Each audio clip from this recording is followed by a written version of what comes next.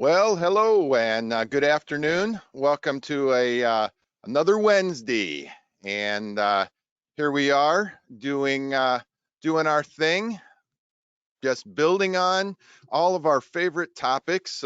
Today, our guests Karl Malone and Dave Grundtvig. Some of you guys will remember Dave from our A1 panel last week, and like everything we seem to do, we just can't seem to get enough of any one topic. So, inevitably in 2 hours, you can never get to everything that's interesting. And one of the things that came back is, hey, we'd love to talk more and hear more about the idea of miking the sport and the idea of the immersive audio. What does it mean to create that soundscape? How do we create that? And kind of the ins and outs of that to a certain degree, or as much as 2 hours allows. But that's when I got on the horn to Karl and said, hey, Karl, thanks for that nice note back. What are you doing next week? Let's jump on and welcome to COVID Relationships 101. Meet somebody new every single week. I've met more people every week doing this than I probably met in a year, being out in the field. And I'm very thankful for that. Two of the guys though, Pete and Mac, I've been seeing you every day, about as much as my family, actually more. Yeah. But today we do have some presentations. We're going to get through some info, to kind of level set things. But Q&A, I anticipate quite a few people having questions, probably wanting to go pretty specific. So, Mac, why don't you kind of get us set up there? Specific. There's a word for you. Specific. So for your Q&A, for the few of you who are new, for Q&A in your GoToWebinar control panel, there's a little pull down menu that says questions. And when you pull that down, there'll be a little entry box where you can type your question in. Not everybody will see your question, but we will all see the questions. Occasionally there will be a question that we instantly know the answer to, and we'll answer it back in that box to everyone, and then everyone will see your question. But if we don't answer it back to everyone, they probably won't.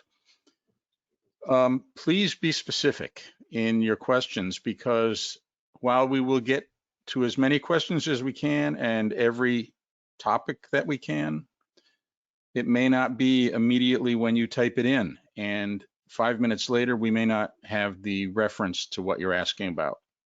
So please be specific about your questions so that we'll understand what the reference is. The same holds true for any comments you want to make. Be specific so that that the reference is clear.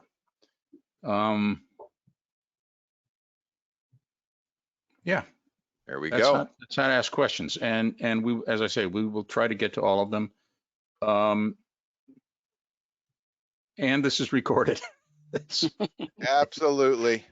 This will be available later for both streaming and downloading. Now that we've opened up our YouTube channel. That's right. Exactly. Well, Kelly. Yeah. You're like my father. Exactly. I feel like your son or something like that. You keep making me go to the corner and think about what I just did.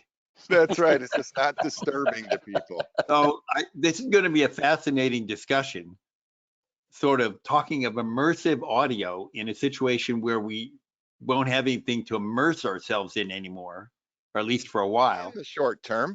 And I think if we run out of things to say, I'm sure Dave will whip out a guitar and start singing for us. So yes, we could do that.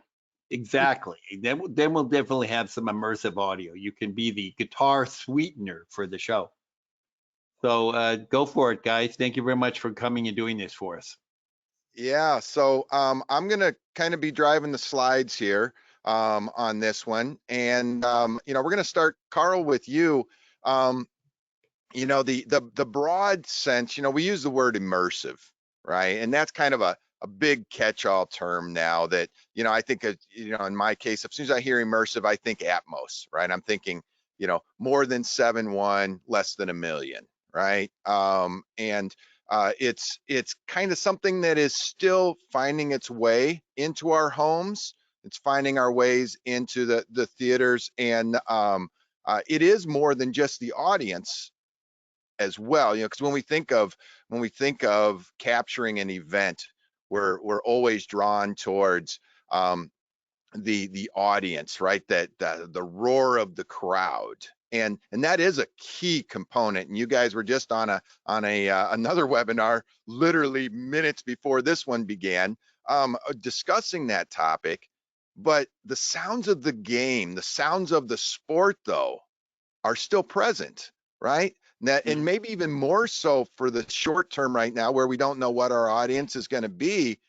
There's almost as much opportunity now for a mixer or a sound designer to create this soundscape that is engaging to people. So what we'll do, let's start, Karl, kind of talking through what it is that you're doing, you know, as your role as the sound designer for NBC Sports and for the Olympics. Obviously, you have, you know, a lot of stakeholders involved in your job that have a voice in what you're doing and a lot of the how you're doing it. But let's step through this presentation and just get a chance to see that firsthand, and then you know, go from there. And then Dave, what we'll do is move into talking about some more specifics of sports like baseball, basketball. I'm sure we'll touch on football because we can't avoid that. We love football in America, right?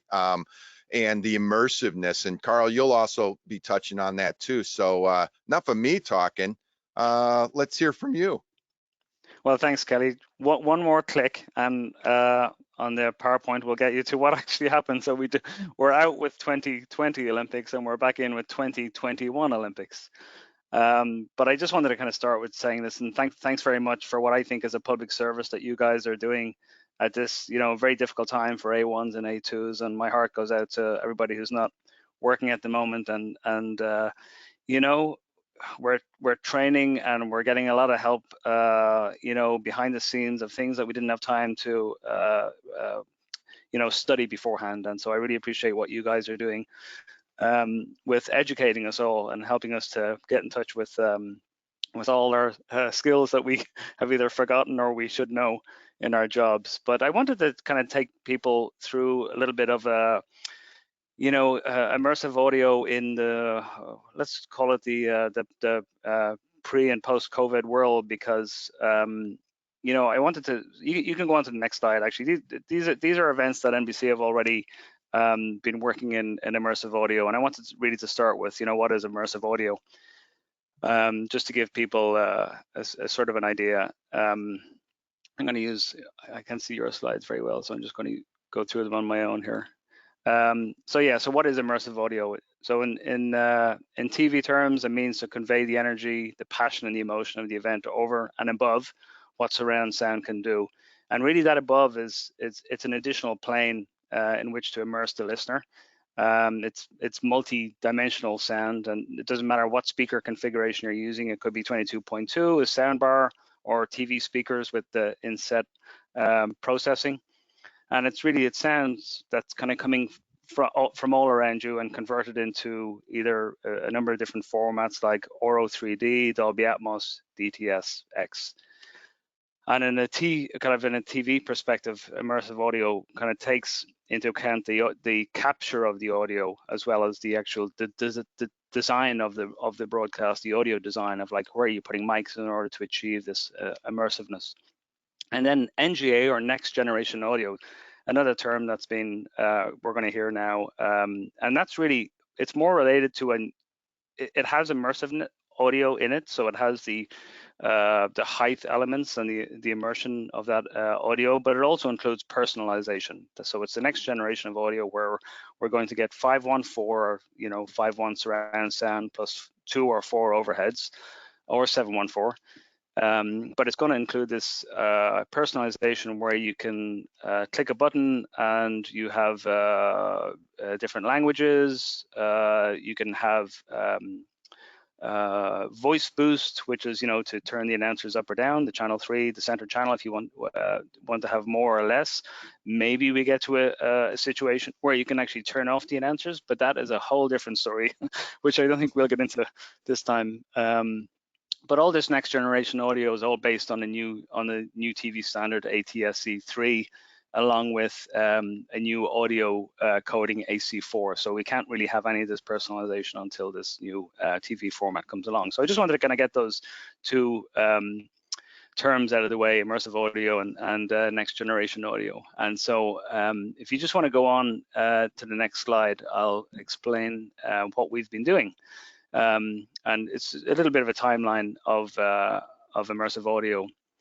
And I'll interchange immersive audio 514 as well as Dolby Atmos. And Dolby Atmos is what NBC has chosen to encode in. And Dolby Atmos is the encoding of 5.1.4 into a stream that hits your set-top box and then is decoded into your soundbar, your 514 speakers, or whatever you have for Atmos playback. So we started in 2016. It was our first Atmos production, Rio, and we wanted to give an immersive experience to just the opening and the closing ceremonies. And they were captured in HDR, which is a high dynamic range picture, and that was actually encoded to 4K. And I won't go into the details of HDR and 4K, but everybody knows when 4K is written on the TV, it's got to be good. So in order to to maintain that sort of quality for the viewer and the listener, certainly NBC and other broadcasters are tying in immersive audio, and in our case Dolby Atmos, into that 4K experience. So apart from getting great pictures, you're also going to get great sound as well. So this production room was actually built around the audio console, which is probably the first time I've ever seen it in my life, where we put the audio console right in the middle of the room, and then we said, okay, TD can go here, anybody else just build around the audio console, because the audio console has to have the sweet spot. And so we built this in the IBC, which is the International Broadcast Center, and that's where all the broadcasters come and set up their studios. And NBC have a huge space in there for edit rooms and studios, and just it's a massive infrastructure. And we actually did this our first mix on a Brio, a CalRec Brio console, using the layers as bus outputs, because I won't say to this day, I mean, technology is catching up with us, which is good. And people like CalRec and SSL and a lot of other Lavo, obviously, now it's easier to do immersive audio mixing on a console, but back in 2016 you were having to use a lot of layers underneath the Brio, but it's also good for CalRec to know that we did a immersive audio on a Brio console, and we actually encoded the 514 there, and really what did we do with 514? What is the 514? We're talking about opening and closing ceremony here, but so generally it's, you have your NBC talent, and we have some interviews, and then they throw to the creative aspect of the show, and then you have all the show takes over, the show truck, shall we say. So the host country takes over with the whole performance and the speeches and all like that. And so there is your 5-1. You have that all around you. What we wanted to do then, thinking about Atmos and immersive audio, was to open up those height speakers or height channels above your ears, I guess, above your head. And so what we did was we actually got so OBS, Olympic Broadcast Services, are the host broadcaster, just like HBS, host broadcast services, are the host broadcaster for the FIFA World Cup. So you only have one host broadcaster for these huge events. For example, you want to do the 100 meters, you can't have 50 cameras from all different countries on the finish line. You need a host broadcaster who is part of the IOC or the International Olympic Committee to have their camera in the best position all around the stadium, and you basically buy their feed. and you can buy either for audio wise, you can buy a finished mix of their product, or you can buy individual splits if you are what we call a rights holding broadcaster. Like NBC is a very big rights holding broadcaster for the Olympics. So we'll buy lots of elements and lots of microphone splits from the from OBS's mic plan, shall we say. So what we did with this in 2016 was we took the height layer of microphones from that venue, which was the Maracanã, which is a very famous soccer stadium in Brazil. And what we really wanted to do was, without thinking about what we were going to get in there, opening, and it's really an experience thing. Until you've listened to immersive audio or Atmos in particular, you don't really know that you can sit down, listen to your 5.1. As soon as you open those overhead speakers, even if they don't have very much of them, just a little bit of crowd and stuff like that, it opens this whole dome of playing that you've never heard before, apart from in real life, obviously. So it's a really interesting experience the first time you hear it. On paper and in theory, you think, well, there's not really anything above my head, helicopter, whatever, how good is it? Is it just a gimmick? And I think, everybody has to make up their own mind about immersive audio. But I think you'll know by going to the movie theater, which Dolby Atmos is a huge part of, you're trying to create a film experience for people at home. So what we did was we took the height elements, and if you go on to the next slide, it'll just give you a little idea of the pyrotechnics. Basically, what we wanted from the height speakers was to take the higher tier of the crowd in the stadium, but also the pyrotechnics. Any Olympics, and I don't have a shot of it here, opening the ceremony, you're going to have fireworks at the end, and we didn't really have any rehearsal for the there's the fireworks. Are they fireworks? Oh, I don't know what that is. Maybe.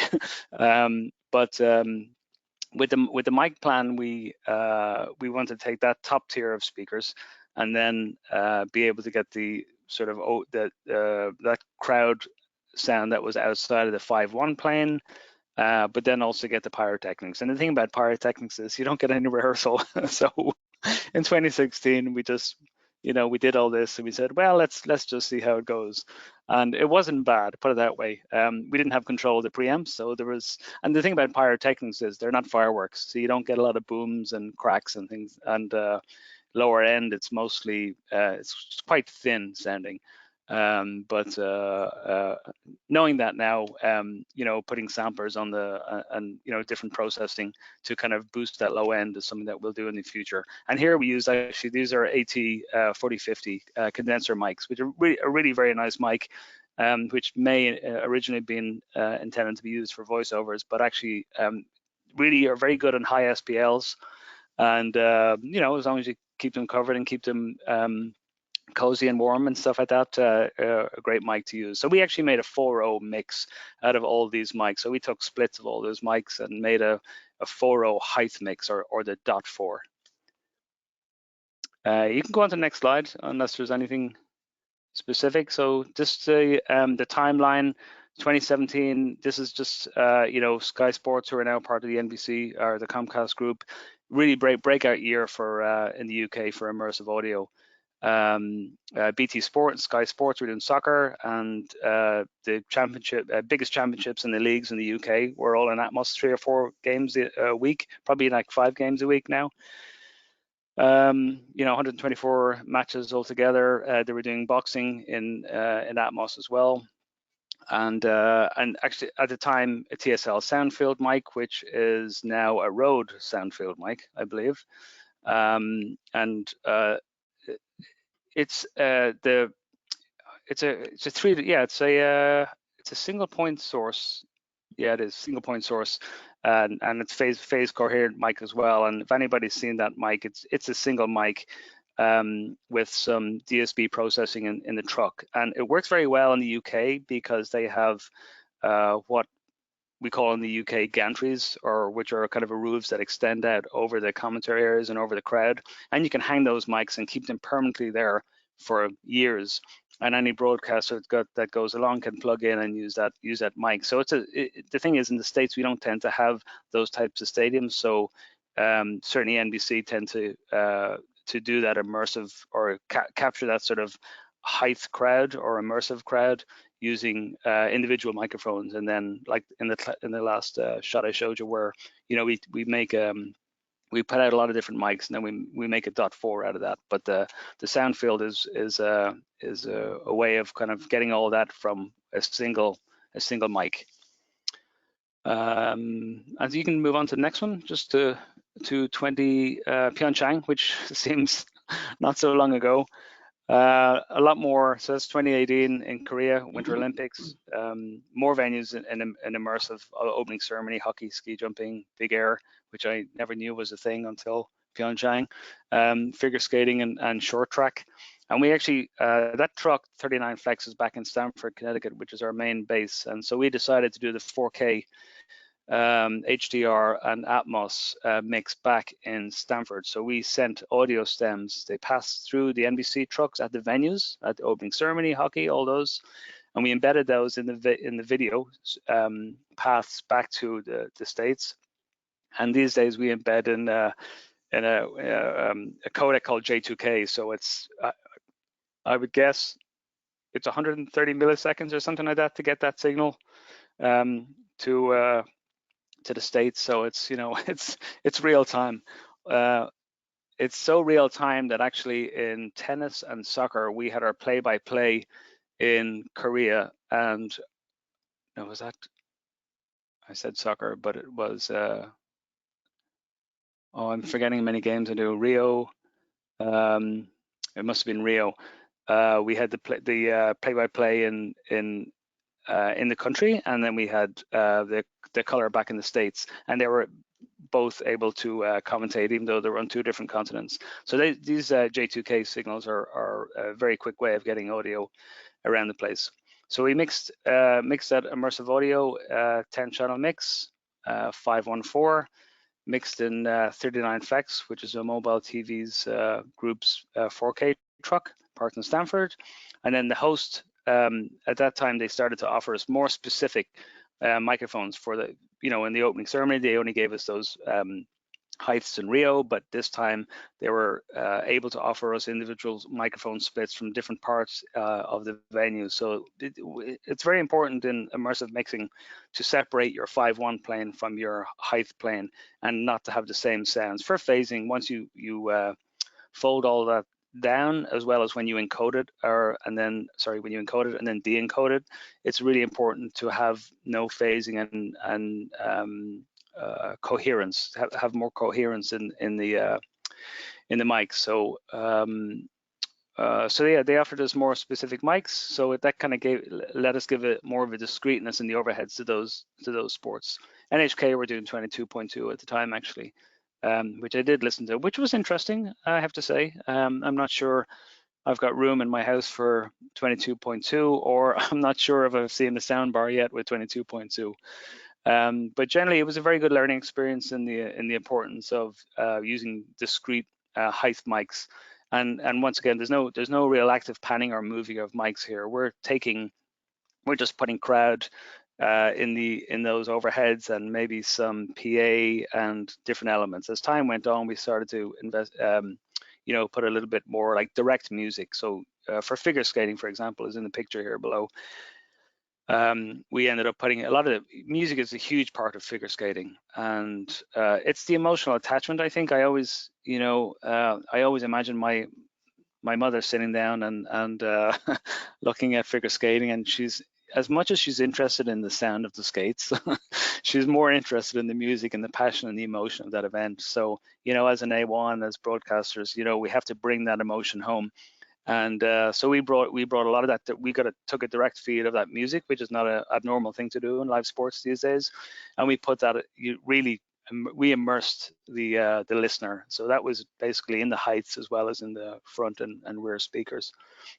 This is also where we put microphones underneath. Well, OBS, the Olympic host broadcaster, Nuno Duarte, who's the sound director for OBS, did a great job here. We've got a very strong connection, very close connection and cooperation with OBS, and so we've always worked together. So we took this idea back to the States and put microphones underneath the ice for the Detroit skate championships. That worked really well. And as A1s, you know,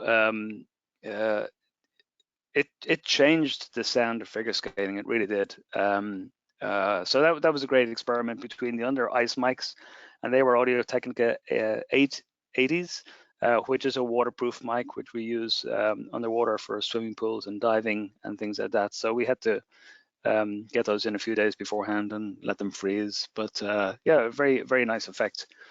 So just overall then, timeline, that was 2018, and you can go on to the next slide, Kelly.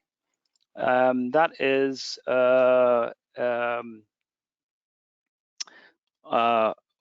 Doug Deems. I don't know why I'm looking at it on his phone.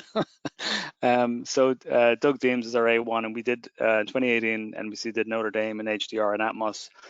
Doug's our lead immersive or Dolby Atmos mixer, and that was really a great experience for us to do Notre Dame, because it was all our own mics, so we didn't have to buy splits from the OBS and create you know, an immersive mix just from what they provide us. We could put out all our own mics, and so the cell phone is an interesting thing that I communicate with a lot of the A1s and Olympics and most sports actually on the cell phone. It's how I'm sitting at home listening either immersively or in 5.1 or to a stereo down mix, and I'll text the A1 and say what sounds good, or you know, or what. I always tend to go try and wait for a break, obviously. But that communication is key, to be able to tell people that you know, everything that you're mixing in the truck, it sounds good at home, because you know, this is an A1 like Dave, having to listen to a lot of things, including producer director, in a truck, sitting right in front of the center speaker, which is the talent and the reporters are all coming down that speaker. So you may not have the most optimum amount of you're limited by your listening environment, and you've gotten used to it. But sometimes it's good to have somebody at home, you know, letting you know that everything sounds okay. So for 2018 and 2019, we had NBC have a lab run by you know, our a lot of our chief engineers down in Englewood Cliffs, and Jim Straczynski, who's the NBC's audio architect, Will, or chief scientist, I guess you could say, has a lab down there, so he can actually also listen in Atmos after the encode and also give feedback. So you know, we were listening there and at home, and it's really good to have that feedback. So also during this, we actually put out spot mics, or Omni Mics, as they may be known as in Europe, in order to pick up different elements around the field. And they worked really well for the bands actually. So Notre Dame, having the Irish, you know, the Notre Dame college band plus the away bands, we mic'd those bands individually as well, and ended up putting them sort of in the high speakers, you know, one band Irish on the left and the visiting teams on the right. Yeah, it worked around yeah, it worked very well actually. So next one then to 2019, Kelly, please. All right. You have Here any we questions, or am I just going through too yeah, much? so far I'm collecting the questions, and I think we'll get through a few more of these spots here, and then we'll address a few of those. Okay. So funny enough, Doug Deems, once again, 2019, and sort of building on, and this was live on DirecTV and Comcast as well. So we kind of built in 2019 on the positioning of elements within the mix, you know, keeping the bands left and right and keeping a small crowd out in our rear speakers, and then individual crowd elements. So we found that with the big overheads and getting the general ambience of the stadium, what you really needed every so often was for your ear to hear something from the heights that kind of reminded you that, because like anything, you go to a movie, you go to an Atmos movie. I remember the first Atmos movie I went to, and I thought, this is fantastic, it's incredible. But then I forgot about it because I was completely immersed, which is the whole idea. And sometimes, you know, with these kind of newer technologies, I think, you know, or certainly new creative audio technologies. You want to sometimes just remind people that, oh yeah, I'm listening to, I can hear some crowd above me. So we started to introduce some little omnis and spot mics where you would have a certain element of the crowd that every so often you would hear them in the overhead speakers. And this is a huge show for Doug, because not only is he looking after the immersive elements, but you know, he's doing the presentation, he's doing, you know, a sub mix, he's doing the halftime show, you know, with all that Atmos. So it's quite, you know, now he's frozen, so he's not doing anything. But otherwise, he was very busy. And then the next slide, we actually changed this is just some of the mic plans. So the first year, basically what this is showing is on the bottom left-hand corner is the left front height and the left right rear height. And so this is basically a stereo mic shooting left and right across the stadium, sort of to the left and the right of the to the left-hand side of the stadium, which I think is the south. And on the other side is basically an opposing stereo shotgun mic. And the idea with this was that on the very far right of this picture, down by number 4, it says scoreboard, I think it is. You'll probably never read it, but there's a massive PA there. And so when we had both ambience shotgun mics, and this is just dealing with the immersive audio, the .4, when they were both on one side of the stadium, they were very heavy. The PA was very heavy right. So, you know, we changed over and we swapped, put a stereo mic over the other side, and it sort of canceled out with the left and right. It canceled out the PA being very heavy on the right hand side. And then the other little yellow spots that you see there, 15 is where the Irish band, where we put, I think it was a VP88 stereo mic, high SPL for the band, which you need the Irish band. And then far right around number 4 there is where we put another, I think that we did that on RF actually, just to get up into the stands to the visiting bands. And bands are what makes college football. Like Notre Dame is just the best stadium or the best sports event to do immersively, because it has all the elements that you would want to be immersed in. It has the bands, of course, you know, and the crowds in college football are unlike crowds in almost any sport. So that was really nice. And then over there by 11 is just like a sort of an Omni mic, so just something to pick up, you know, if we needed, you know, a general bed of near crowd that and it's a bit hit and miss. Sometimes you know, we haven't had any bad experiences with profanity, so, but you can imagine, you know, you have a lot more speakers to listen to now, so. Absolutely, you know, and so I think this is probably an excellent point to take a couple questions that have arisen around a few new terms for folks that maybe aren't as familiar with the Atmos mixing, right? So when you're saying .4, one of the questions that's come up a few times is, where does the .4 fit in, right? Because we know that we've got our left, right, center LFE, right? And we have our rear surround. So we have that thought. So when you're saying .4, where should people be thinking about this in terms of like channel assignment and reprogramming our brain, you know, in the years to come? It's a good point, and I apologize. There's so no.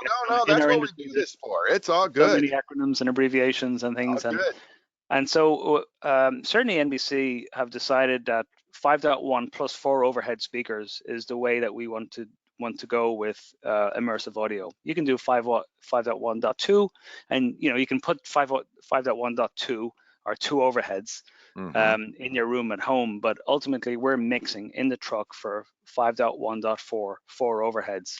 And those overheads are, Dolby have it on their spec, say 30 degrees, you know, I'll get it wrong, but left front height, right front height, left rear height, right rear height. And they're basically at 30 degree angles. If I could show you my room, I could show you my ceiling. Yeah, so that was the other question, is these aren't necessarily, while they're discrete channels that addressable, they're used in pairs, kind of following that front and rear, right? Yeah, they are, but you can send a particular object or source or microphone to your, you could send the referee just to one height speaker, you know, your front left height, if you wanted to. Understood. So that's where the .4 or the .2 is, if that answers the question. Yeah, it does exactly. And so now that kind of brings us back around, and Dave, feel free to jump in here. The idea of how does all this get folded down then, right? With going from largest, to smallest image size, right? That was one of the other questions, is where is that decision made? Is that something that the A1 mixer is deciding, listening to? Is that, back in your case, in a guarantor somewhere else? Mm-hmm. How does that happen in your workflow? And then Dave, again, feel free to jump in there. Yeah, there's two instances. So we're always going to down mix in the console. So we need to know what it's going to sound like. So we're working with Dolby. We're doing a Dolby Atmos mix. We need to be able to have an emulator, a DP590 is what they call it. Just like when we were doing 5.1, we would be down mixing in the, through a Dolby product, or now through a console, to find out what it's sounding like at home. For everything that we've done so far, and this is not what we'll be doing in the future, we've had to send a SDR picture with 5.1 sound, an HDR picture with 5.14 sound. So we're sending from one truck. So Notre Dame is one truck sending a HD feed and a 5.1 feed to the world, and then a separate 4K 5.14 to the rest of the world who are listening in 4K. So we've had to. So what we've done actually is, we've really been just for since we've started in Atmos and immersive audio, for what we were doing, we found it much easier just to chop off the .4 and not worry about it, and then just down mix the 5, because the 5.1 is the only down mix that you're going to get at home. If you're listening on a stereo, on a standard TV, and you're listening in stereo, it's 5.1 that's hitting your set-top box, and that down mix is happening in the set-top box. So as long as we're listening to the 5.1 down mix in our console, then we know that everybody at home who's listening in stereo or mono is good. The future is a whole different thing, because up to now we're just, we're not sending 5.14 or Dolby Atmos through a TV plant, shall we say. It's going directly from the truck to Englewood Cliffs, which is our uplink point, shall we say. In the future, though, near future, hopefully, it would have been nearer if the Olympics wasn't cancelled. We want Pro Tools to be going into doing 5.14 and mixing and putting elements up in the heights and stuff like that. We don't want to be chopping off the .4 for them, because that's creative. We want to be able to down mix. So ultimately, we want to be able to down mix our 10-channel mix or a 5.14 into stereo 5.1 and have all those elements in there. What we're doing up to now is that you don't need the heights. When you're listening in 5.1, you don't need those heights. It's actually extra stuff. It's only for the people who have the upper speakers. Okay. I have a question, Karl. What did you and Doug discover between 18 and 19 in terms of placing objects in the .4? Did you go through a big process of experimentation? And the other thing that I was curious about is, what did you deal in terms of the latency live through that 590? Well, I'll take that point first. The 590 we used, so that wasn't creating. The 590 was just our monitoring. It was back into the console for monitoring only. So we could deal with that if we just wanted to hear what the 5.14 down mix sounded like in stereo or 5.1. There's a 10-second processing with the 590, and because it was just in the console and we wanted to hear what it sounded like 10 milliseconds ago, it's okay, so we didn't really worry about that so much. It would be a different story if we had a 10 millisecond down mix, for example, that was going to stereo in the front of the truck, so that the production people are listening to a stereo down mix that's 10 seconds delayed from what I'm listening to in my 5.1 or Doug's listening to. Then you'd have those sort of delays. And then your first question about what did we learn? Well, I mean, the process is, you know, we had 8, 12, 10 games or so. So the interesting thing about HDR, doing HDR and Atmos for the first time, was that there was a lot of time spent, the video guys looking at the video and not worrying about the audio. So we had enough time to kind of play around with what we were doing and change things. And we should probably have Doug on another webinar to find out the things that didn't work, that he tried and went, whoops. But Equally important. Yeah, exactly. But I know we opened and you know we we changed. We got closer to the bands, things like that. We opened the refs pretty much full time, but at a lower level in the rear height speakers. You always want to make sure that your concentration is on the picture monitor. That's the money. You got to do that. You can immerse people and take them to we're kind of beyond the best seat in the house, but for Notre Dame, you want to give them the best seat in the house, even though the refs aren't necessarily behind them. You kind of do a little bit of creative license with that. So we left the refs open a little bit, which was really nice. And then when they went full screen, or when they were definitely on camera, we would kind of push them to the front picture monitor, left and right. But we didn't. Nothing was awful.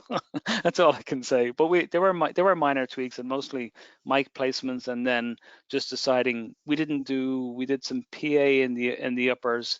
But you're dealing with a lot with you're automatically going to get echo. So and it actually works in your favor sometimes. So when the PA would be hitting the 5.1 plane, you would hear it milliseconds later in the overheads, and actually that's kind of nice. You know, we started doing that with graphics as well. That, you know, graphics sound very clean, audio sound, you know, a swoosh or something like that. We would actually put a little bit of reverb on that and put the reverb up into the heights, so it's kind of swooshes from the 5.1 up to the heights. So we tweaked. There were the type of tweaks that I'm speaking for Doug now. Sure. Well, it's an exciting time, because it really is. When you hear it, like Karl said, until you hear it, it is one of those experiences that hearing people talk about it does it no justice. You have to experience it. And even on a consumer level, with even a sound bar, some of the sound bars out there now are mind-blowing what they can do with the 5.1.4. It really is amazing. The reason I asked that, Karl, because I've done some recordings with Turner, and we've been experimenting doing some MBA in 5.1.4, streaming it back through to DirecTV. Mm-hmm. And it's been very exciting experimenting with what works, placing in those height channels, and dealing with some of the uniquenesses of the space. You know, an arena versus an open air stadium creates more challenges and opportunities as well. So it's a new frontier that I think we are going to have a lot of fun in after COVID. Yeah, yes. and you know what? I think I'll make this statement and tie it in with a couple questions that are around this. You know, without that audience, what you were talking about, capturing the room, right, and the reverb, I think in some ways, you know, we'll get to experience a lightly peppered audience, maybe perhaps for the next few months. But it'll be interesting how the room, whether that PA, what you were talking about, using the natural tendencies of the space to enhance what you're doing, instead of, you know, so many times we're trying to make things go away, right? We're trying to say, oh, this gets in the way of what I'm doing. And so Dan had an interesting question around crowd effects mics and mic placement. So his first one was, you know, if you're mixing crowd effects to the height channels, what are you doing with surrounds, right? Is this the same microphone information? Or no, you want to keep away from the same microphones and make them discrete. So for we would do a standard 5.1 mix, or a standard 5.1 bed for let's Notre Dame is our example at the moment. So you're generally going to have your you want your close crowd to be coming out of your rear. Well, actually, people do it different ways. But you want to be able to have your a close crowd behind you, like you're sitting in the audience, or in the you can hear people behind you a little bit closer, clapping and stuff like that. And then the general ambience kind of out in front of you. And then but then for the immersive or the dot 4, you want to take a totally different. It's the room tone, I guess you could say. And a good example of this is something that we were just about to do, and we'll have to wait for a year, is golf, and doing golf immersively. And people say, well, there's not really anything to listen to. And I said, it's not that you really need, it's the air. It's once you open the roof, and you hear the air up there, and of course you're going to hear generators, and you're going to hear a plane, and all that, the usual stuff that you hear at a golf course. But you want the mics to be the height mics to be as discreet and different. You don't want to be hearing the same thing in your crowds as you are in your overhead crowds. Also, just for fold down reasons, Sure. So, and you kind of addressed that, where this mic placement changes maybe when you're doing something that's a surround mix. Dave, you mentioned that too, like where you're experimenting on MBA, right? So you'll have your traditional, crowd mic positions, right? But then this dot 4 position. So it sounds like, completely different positions, but hearing a lot of the same things through those mics, but in different ways. Does that make sense? Yes, in different ways, but definitely you want to do discrete placement, because the interesting thing that I've experimented with on the immersive side in the dot 4 is having independent microphones. You can manipulate them because you have, just imagine a box over your head. You have front left, front right, rear left, rear right, and you can manipulate so it all doesn't have to be equal all the time, to create a flow, if you will, that sometimes follows the action and other times it doesn't. And that's the beauty of it, of placing objects, as Dolby likes to call it, in certain places. And sometimes I've experimented moving things far forward behind you, and some things work and some things don't. And that's the beauty of that whole immersive experience. There really is no right or wrong in terms of where the placement is. It becomes just a very enveloping situation for the listener. And sometimes, we can go overboard putting too much in there because, like Karl said, at some point it all gets folded down, and what you put up in the roof is going to end up in the front somewhere down the line. So you do have to be a little careful. Mm-hmm.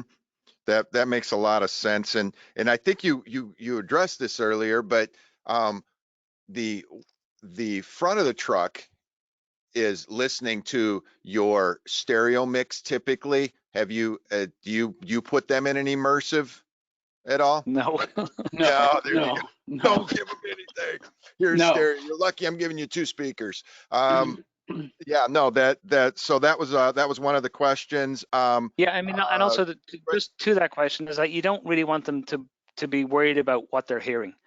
You just Right. want them to say, how does everything sound back there? And you're just going to give them a thumbs up and say everything sounds great, even if it doesn't. Right. No, that makes perfect sense. Let's see here. I'm just seeing there were a couple that were specifically in this area, so I wanted to make sure we were adjusting that. And I kind of talked about this. How do you experiment without the event? So it sounds like Pro Tools is a great opportunity to go back later and take some of that and refine it. Well, yeah, actually, Doug records everything onto a MADI stream and takes it back to his home and listens to both what he did, but also the elements, all the individual elements, and wonders, figures out what he's going to do differently next time. And also, I mean, there's not really a lot certainly with NBC, you know, and well, let's talk about trucks. There's not that many trucks that are immersive capable. Right. And 514 as opposed to 714, it's easier to mix. I mean, all the trucks are set up for 5.1. It's kind of easier to put 2 speakers overhead, but I think just the format that we decided that was more immersive was to put 4 overheads, and there's challenges obviously in older trucks doing that, but newer trucks maybe not so much.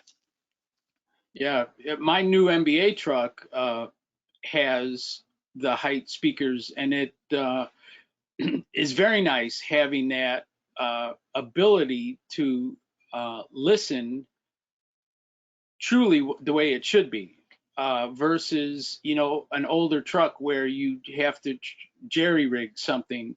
It doesn't give you the same effect. And if you don't have the proper environment, you know, how can you mix for the viewers who say have the proper equipment when you're not even getting it right from the source? So it'll happen soon enough. And to the point of recording, absolutely.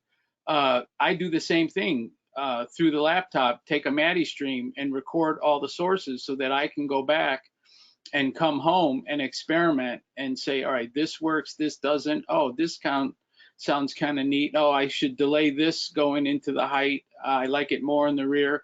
So having the ability through whatever DAW and whatever means of getting signal into your laptop, the recording, having that to really perfect your craft away from the truck with fresh set of ears is absolutely the way to go. Right. So, yeah, I think that's all excellent points that, you know, the creative doesn't stop just because you're not in the truck, but being equipped to be able to take that, that's part of that investment, if you will, that the A1 is doing at other times, right? And you addressed the last 2 questions that I'm going to just push together, and then we'll keep moving forward, is about the delaying of microphones, right? And in these different mics, are you delaying them to find better combining the phasing, you know, those kind of things? You want to speak to that, each of you, and then we'll move forward. Now, the rest of these questions are still good, but they will fit later too. So that's why I'm working on this. We haven't delayed. We haven't. I mean, the thing is that we listened to what we were producing, obviously in stereo and 5.1, and that's really, you know, it's always the thing is like, when do you stop listening in immersive or 5.1 and then stick to stereo? You know, but it's always been, you know, certainly for Olympics, it's always been the advice to, you know, listen in stereo, you know, most 90% of the time, no matter what. I mean, it's difficult when you're doing immersive because you've got a lot more creativity, so you're a longer time listening in immersive, but you keep hitting that stereo button. We didn't do delays. We actually used the delays to our advantage, and we didn't have issues with any phasing. You know, I don't know, going forward, forgetting about immersive with empty stadiums and things like that, that's a whole different story. I don't know. We're going to have to be keeping everything, making sure everything's on the table still right now. Yeah, that's a whole nother ball game moving forward in terms of what we're going to be challenged with you know, without fans, I should say. But to answer the question, it really depends a lot if you're in an open air stadium versus, I think, a fixed roof stadium, where I've played differently with delays and also with mic placement. You know, some stadiums, it's very difficult to get a great position for that height element of the .4. And so having the ability to delay things, you know, 20, 30 milliseconds helps to create a little bit of space. But there's no cookie cutter answer, really, because your environment, you can't change the physics of the space you're in. And so every environment is going to be completely different. Right. Mm-hmm. Yeah, and then just a lot of it depends on what we're putting. You know, what do we need to delay? The refs, a ref on a NFL field is coming in delayed onto speakers anyway, because there's so many microphones out there. You're hearing that referee it's hitting at different times anyway. It's just about trying to tame all that stuff and trying to keep it sort of narrow down. So and having if you have a direct feed of a referee, you want him direct to your picture monitor. You also want him direct to your overheads if that's how you want him, if you want to get that sort of immersiveness. And then you want him, he's going to be picked up on the rears anyway, just because of the reverberation of the stadium. So it's really what you find works, and then based on your network or your sound design is like, how do you want to do it? And we're very good. On this call earlier on with Fred Aldis and Scotty Prey, great network A1s, we all work very well together. And, we all tend to try, and we all have our unique things, but we share a lot of information, which I think is really good for people who like audio and are listening at home, whether it's 5.1, immersive, or mono. We're not trying to do everything differently. We're actually trying to give people a good experience at home, no matter what network you're looking at or listening to. Right, yeah, because at the end of the day, not only are you trying to give the viewers the best results, but ultimately you guys are working for the same main stakeholders as well, even though you may be across multiple networks over the course of a season. So I'm sure they're looking for some consistency within that. So I think what we'll do, let's keep moving forward, keep dropping those questions in, folks, because we're going to get to as many and all of them that we can. I'm going to move forward a slide. And here we go. You guys can see some cool motion video. I believe you should be seeing that right now. Yeah. So that's just showing the overheads at Notre Dame, and right. Obviously there's no audio there, so you have to imagine very immersive. Yeah. We do immersive go to webinar where it comes out of your right speaker if you use a Mac. So it's a .1 mix that we're using today. Yeah, so that just gives an idea of where the microphones are on the. I mean, that's as well as those Omni Mics. So that gives the over air presence, but then you're going to pick up little crowd elements as well. All right, and then here we are, kind of moving forward to today and the year to come, right? Where these are the proposals, right? I got working from home. My daughter giving me a message. Hold on. Oh, okay. Okay, I don't know where it is. I said I'd be responsible and only do 50 every. This is live webinaring, folks. Yeah. I know. It's all good. It's my daughter has crawled in on the floor as opposed to the dog or the cat. That's all right. No problem. So yeah, just looking ahead, 2021, all 45 venues are going to be 514. So that's great from the OBS point of view. They're going to cover everything. So imagine the sport. It's going to be 514. And then these are our NBC primetime. It's sort of at this stage, it's a little bit open to change. This is based on what we had planned before we turned all the 100 containers around that were on route to Tokyo. The main primetime Mike Tirico show used to be Bob Costas. We're looking at delivering that in HDR and Dolby Atmos, and that includes all your tape elements and music and all that sort of stuff. And then we were going to have like one mix room in the IBC to do all that, as opposed to having the main show that people are going to watch around the States, obviously on their stereo TV or 5.1. That'll have a single control room just dealing with 5.1, but then we'll have a separate immersive mix room just for the Dolby Atmos. And then yes, late 2020 Notre Dame college football, maybe not. We don't know what's going to happen with anything at the moment. So is it worth? It's a whole different conversation. Is it worth doing any game immersively now? We don't know. We have to, as sound designers, think what is it going to bring to the game, if anything. Absolutely. So what I'm going to do is stand by here. I am going to shift over and bring Dave back on with us. And let's see. Thanks for bearing with me here, guys. I'm going to pull up my other slide one here. And you know, one of the things that you both brought up is that the 5.1 isn't going anywhere. Stereo's not going anywhere, and frankly, mono still probably exists in a few places. I'm a big AM radio person. I still like AM radio. It's how I know the storms are coming. And so living in this world all of the time, right, is a constant challenge. And Dave, I stole this from one of your presentations, actually a couple of them, and kind of pulled them together. So I'm going to take a little license here and as we step through this with both of you, kind of capture what I think the audience questions may be that all, again, to creating the simplest to most complex soundscapes that we have, right? So, I think we talked about a lot of this. Who's your viewer? What's your audience? What are they doing, right? And the idea of being in their position, right? And we already caught a lot of that in the control room, right, or in mix position at the truck.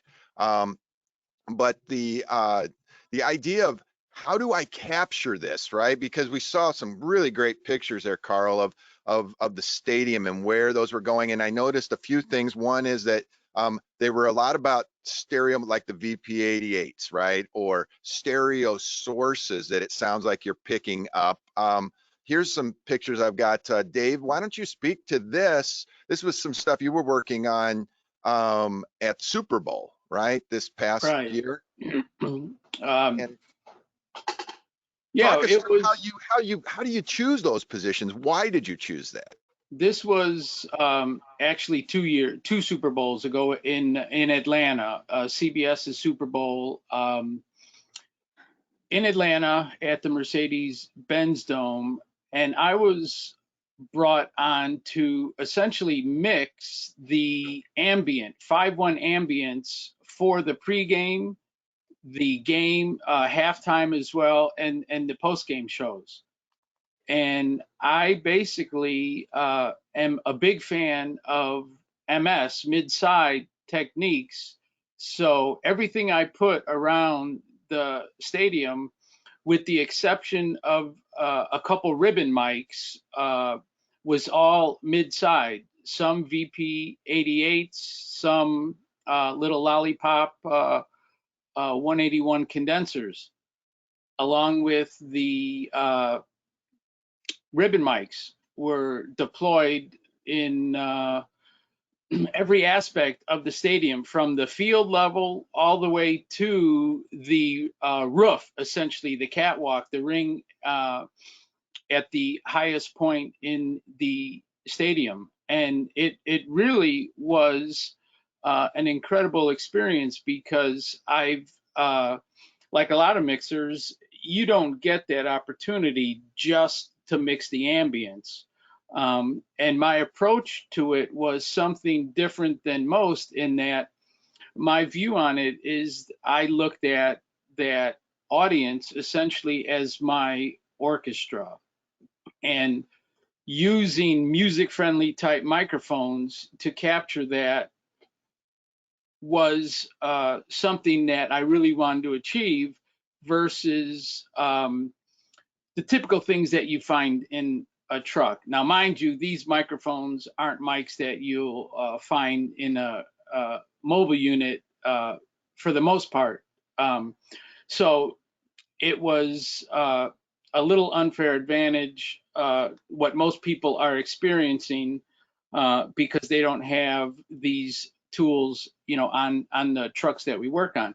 But it was a great experience to experiment and being able to play with the width aspect of all these different elements and blend that with the heights.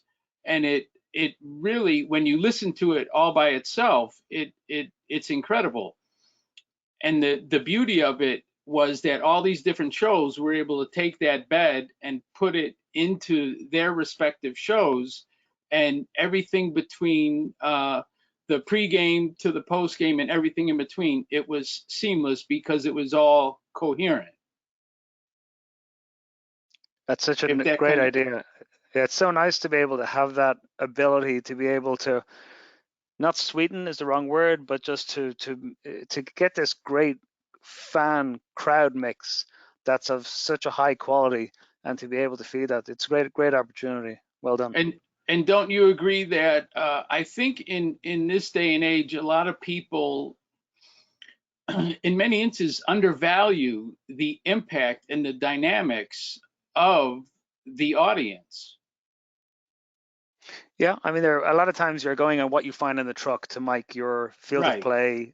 You're out there with a 416 or a 416, depending on what part of the world you're from. Same microphone, but it's whatever's in the. You're using whatever you've got to capture. I think a lot of times, maybe in the older days, people used to bring their own mics. Yeah, but it was a lot of fun. I had a Calrec Artemis, and having the MS decoders on the console made it very easy to manipulate and spread the width, and it really helped creating this enormous soundscape. It gives you a creative license using the MS, which is great. Well, Yes. and that's an interesting point. In fact, I'm going to pop through a couple and then we'll stop on the MS. I know most everybody on this, this is, miking 095. I get that, but so much of everything we're talking about right now is more about creating that stereo image, right? And when we think of stereo image, we're always thinking of the stereo microphone, but creating that is not all that difficult. And here's where we're talking about that mid side, right? So for maybe some of our university viewers that are going to be watching this later, and this is new to them, right? We can see here, where the mid and the side are, effectively looking, right? And the idea of giving yourself more control all the way through this process. That's what it sounds like from what both of you guys have been describing, is building a workflow that gives you the most flexibility through the entire mixing process. That as you're building this, or even going back later, listening to it, and then going the next weekend. In your case, David, sounds like that's a lot of what you were doing. Take your recordings, take them back home, manipulate it, listen, make your notes, go back, same kit, things like that. I'm going to click on my camera here for a second so that you guys don't hear the headless voice, but a question that came in that I do want to talk about before we get too far away from Atmos specifically is, since it's object oriented, the question is, do you have an Atmos interface to move things, or are you mixing this strictly on a channel like the fader basis, right? How does that happen? Yeah, I mean, Dave, you want to answer? Or, I mean, we're channel based. We're not moving. Yeah, we don't have anybody to move. no, all channel based, live as it happens. Yeah, I mean, absolutely for sure. The future, you think about it yourself. What do you want to do? You see the train or the plane. Somebody shows the flyover. You can have some guy on the fader with the flyover mic and put it front to back. Or whichever direction you want. Or you can automate stuff. It's the technology is there for us to do that, but we're not making movies. We're doing sports events, and we just. The elements are there, the objects are there, and they can be manipulated depending on the consoles. We're just not doing that yet. We're creating ambiences and being channel based, as you say. Yeah, unlike the movies where they have months, if not years, to build something, we are doing things live. We are doing things, that need to be instant. And obviously there are projects that are larger that you have a bit more of a time, but I think, again, what I'm hearing from you are these are workflows that are you can replicate week after week, right? And that's part of being able to deliver the same consistency over and over.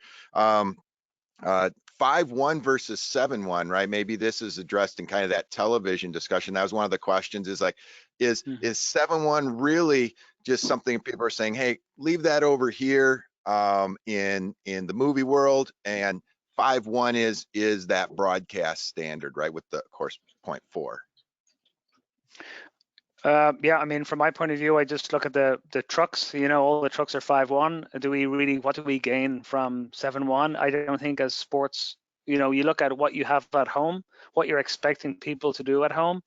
If you're telling them that not only have you mixed it in Immersive Atmos, you've actually mixed it in 7.1.4, so now they need 2 more speakers. The significant other is like, she's gone or he's gone, you know. Yeah. Or you're gone. Yeah, I think that's a big key is the facilities in which we work out of. You know, as Karl pointed out earlier, if people could see some of these rooms that we have to work out of, I mean, they're closets, and to try to mix a 7.1 show in a space that gives you 2 feet behind you before you hit the patch bay, there's no space. So and we don't gain. I don't think we gain anything from it. No, I mean, no, you know, there is creatively, we don't really gain by adding 2 more speakers, or you don't. The person at home, I don't think no, gains from it. no. I think personally, the .4 element is the one that adds the most to the experience. Yeah, I would agree with that. I think that you both have hit on the key here, which is that value, right? When somebody listens to something and they have that aha moment, like, wow, this is the word immersive, right? Bring me in and keep me there, and then I forget about it, and all of a sudden I'm like, I'm here, right? It's that theater. And that's where that .4 sounds like really captures that for the listener and the viewer.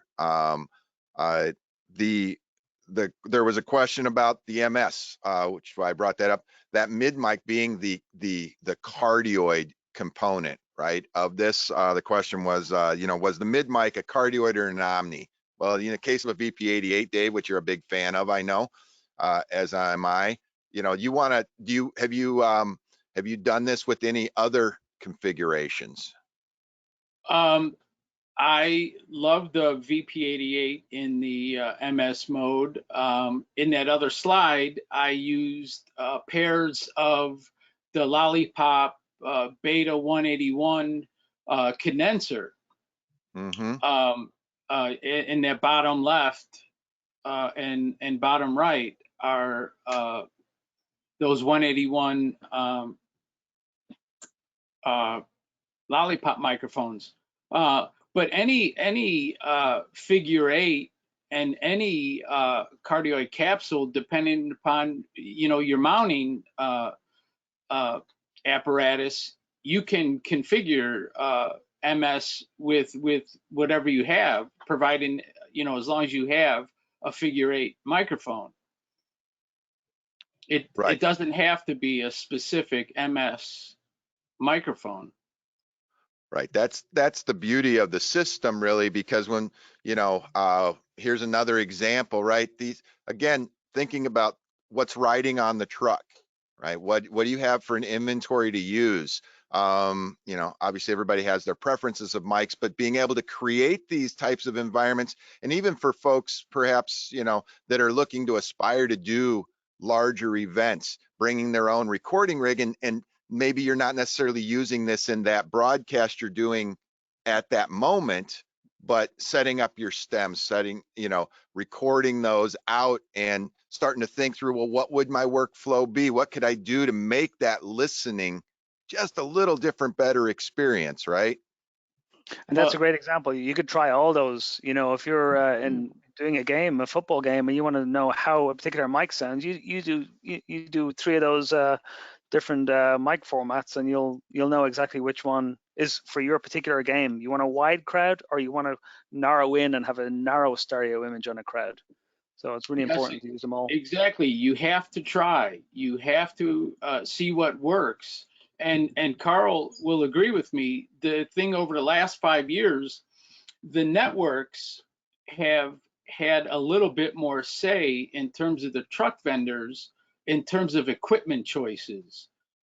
Typically, a lot of the truck vendors, you know, for years and years, would just buy the same style hand mic, same style shotgun mic, same lavalier. And then more and more people voiced opinion saying, hey, this is what we should have. This is what we should have. It works better under these circumstances. And they responded. So I think in the last 5 years, new trucks that roll out have had mic complements that are much improved over, you know, 635s, dented heads, all rusted, that we dealt with for years. Yeah, it's true. I mean, one week they could be doing baseball, and next week they're doing NASCAR. And you can, you know, I mean, the way they build NASCAR trucks these days is the mic complement is for NASCAR. You're going to get microphones that can take high SPLs. Otherwise, it's pointless. Right. Yeah, you're just overloading that. Go ahead. And the other creative element that as audio people is just like a great chef, creating this great experience with what you have.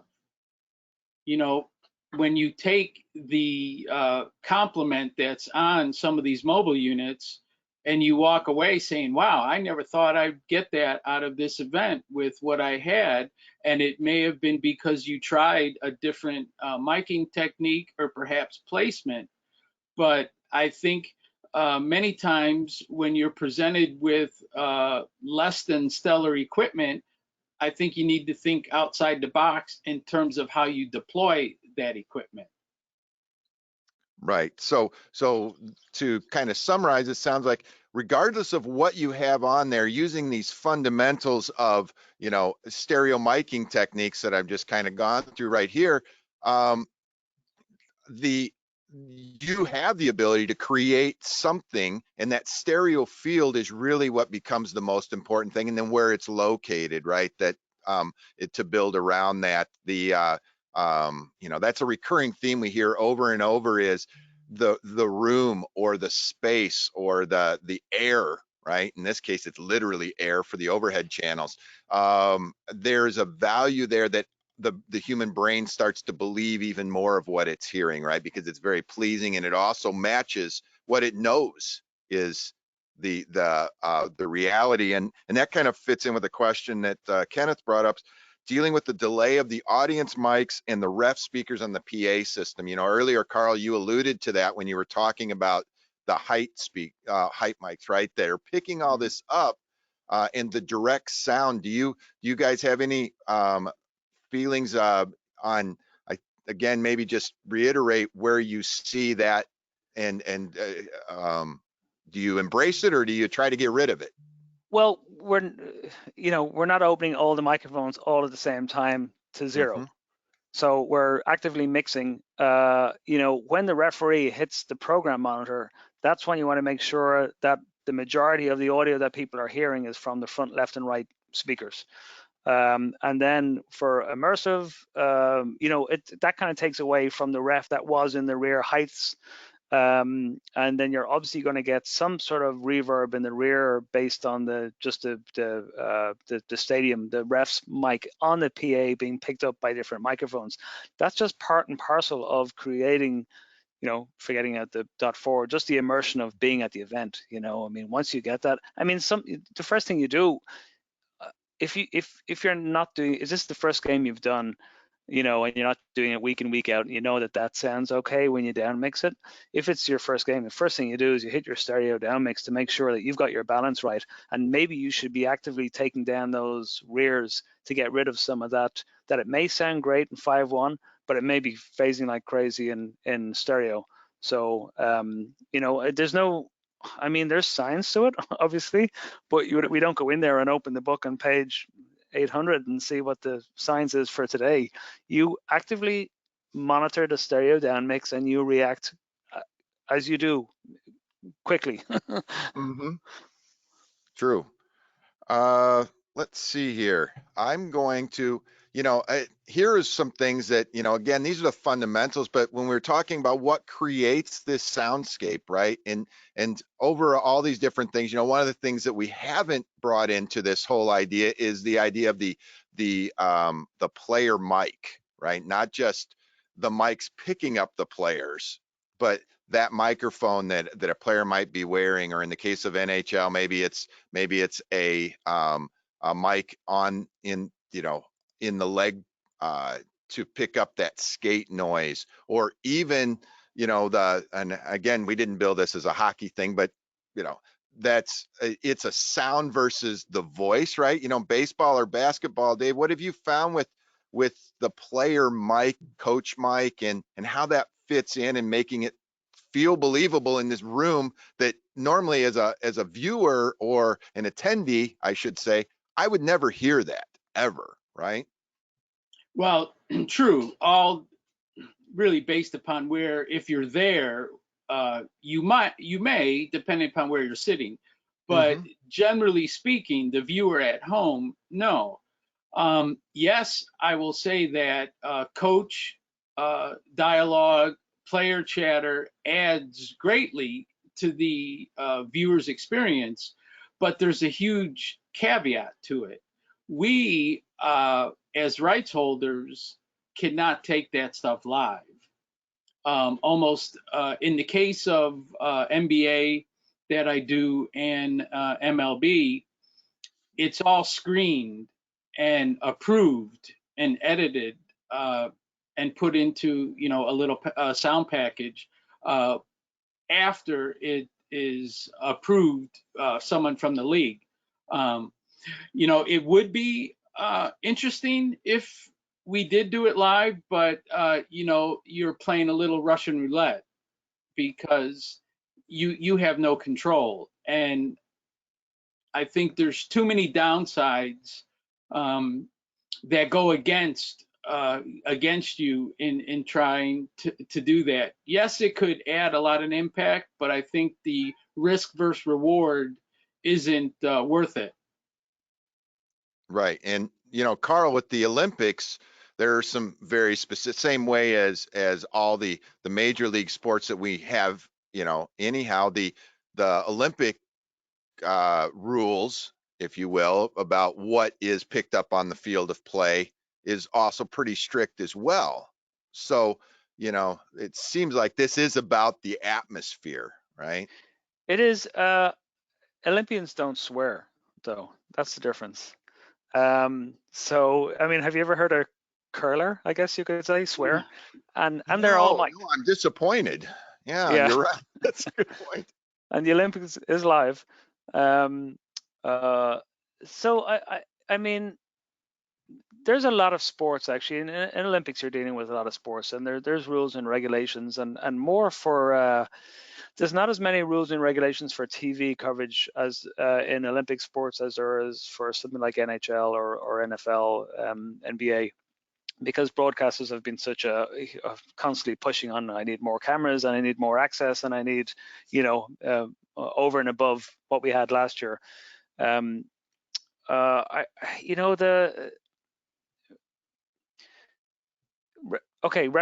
Rugby is a great example. So rugby, has been a changed game since I'll say 10 years ago, but it's probably 15 years ago in the UK. They start miking up the referee in rugby, and as we all know, rugby, a game played by gentlemen as opposed to soccer, and that's the element that it'll never work. You're going to hear all the F's and blinds and stuff like that, and it does work in rugby, and it gives you not only what the referee conversations that he's having with players when he walks over, or her in the case of female referees, but also the on-field microphone, the ambience that you can pick up from a referee mic, from a player mic that's out there in the middle of the field. So there's a lot of great advantages. The language for sure is an issue, and we're always going to deal with that. But sure, I think the access that it gives you to we used to offer people the best seat in the house. I think we've gone beyond that now. Like NASCAR, we put them in the car. Formula One. You're inside the car, the engine's out the back. Yeah, so you've got the point of view and the audio to follow that.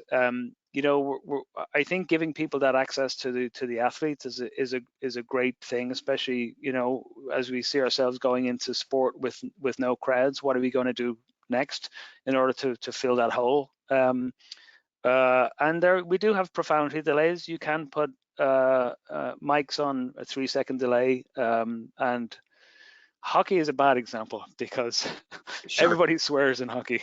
So Right. Yeah, that one was, yeah, the physical element of that game, right? When you would they just be hitting mute, the glass. mute. That's I don't even bother, right? I always joke that was like the one gig I always had is when I would get stuck at the center ice mic as the coach would keep pushing it out of the way, and my A1 made me sit right next to the mic. And every time the coach would look over and try to touch it, I'd just look at him like, no, you're going to get me fired. Don't touch it. I would suggest you step away and say whatever it is you want to say. Right. Yeah. So the same way that, I'll use, hockey, an A game baseball, A game basketball. We would say, wow, man, there's so many channels to get in a relatively short period of time. How do you think immersive now, we have that extra layer? Is this something that we will start to see? Dave, when you were looking at that with NBA, how do you see that impacting your load-in schedule? That was one of the questions, was like, okay, given the time frame we have and the limited amount of people that are usually in the audio department, is this reasonable to do in a relatively short period? For the immersive side of things, if you just do it on a very basic level, you're talking, 4 microphones, whether it be 4 stereo microphones, 4 mono microphones. The workload isn't that tremendous a burden. It's just something that I think we have to look at from the standpoint of, is it really gonna bring anything extra if we come back to these environments with no people? Are we gonna immerse people in this room tone, if you will? And how much is that gonna add to it? But in terms of the amount of extra time, no, it's not that much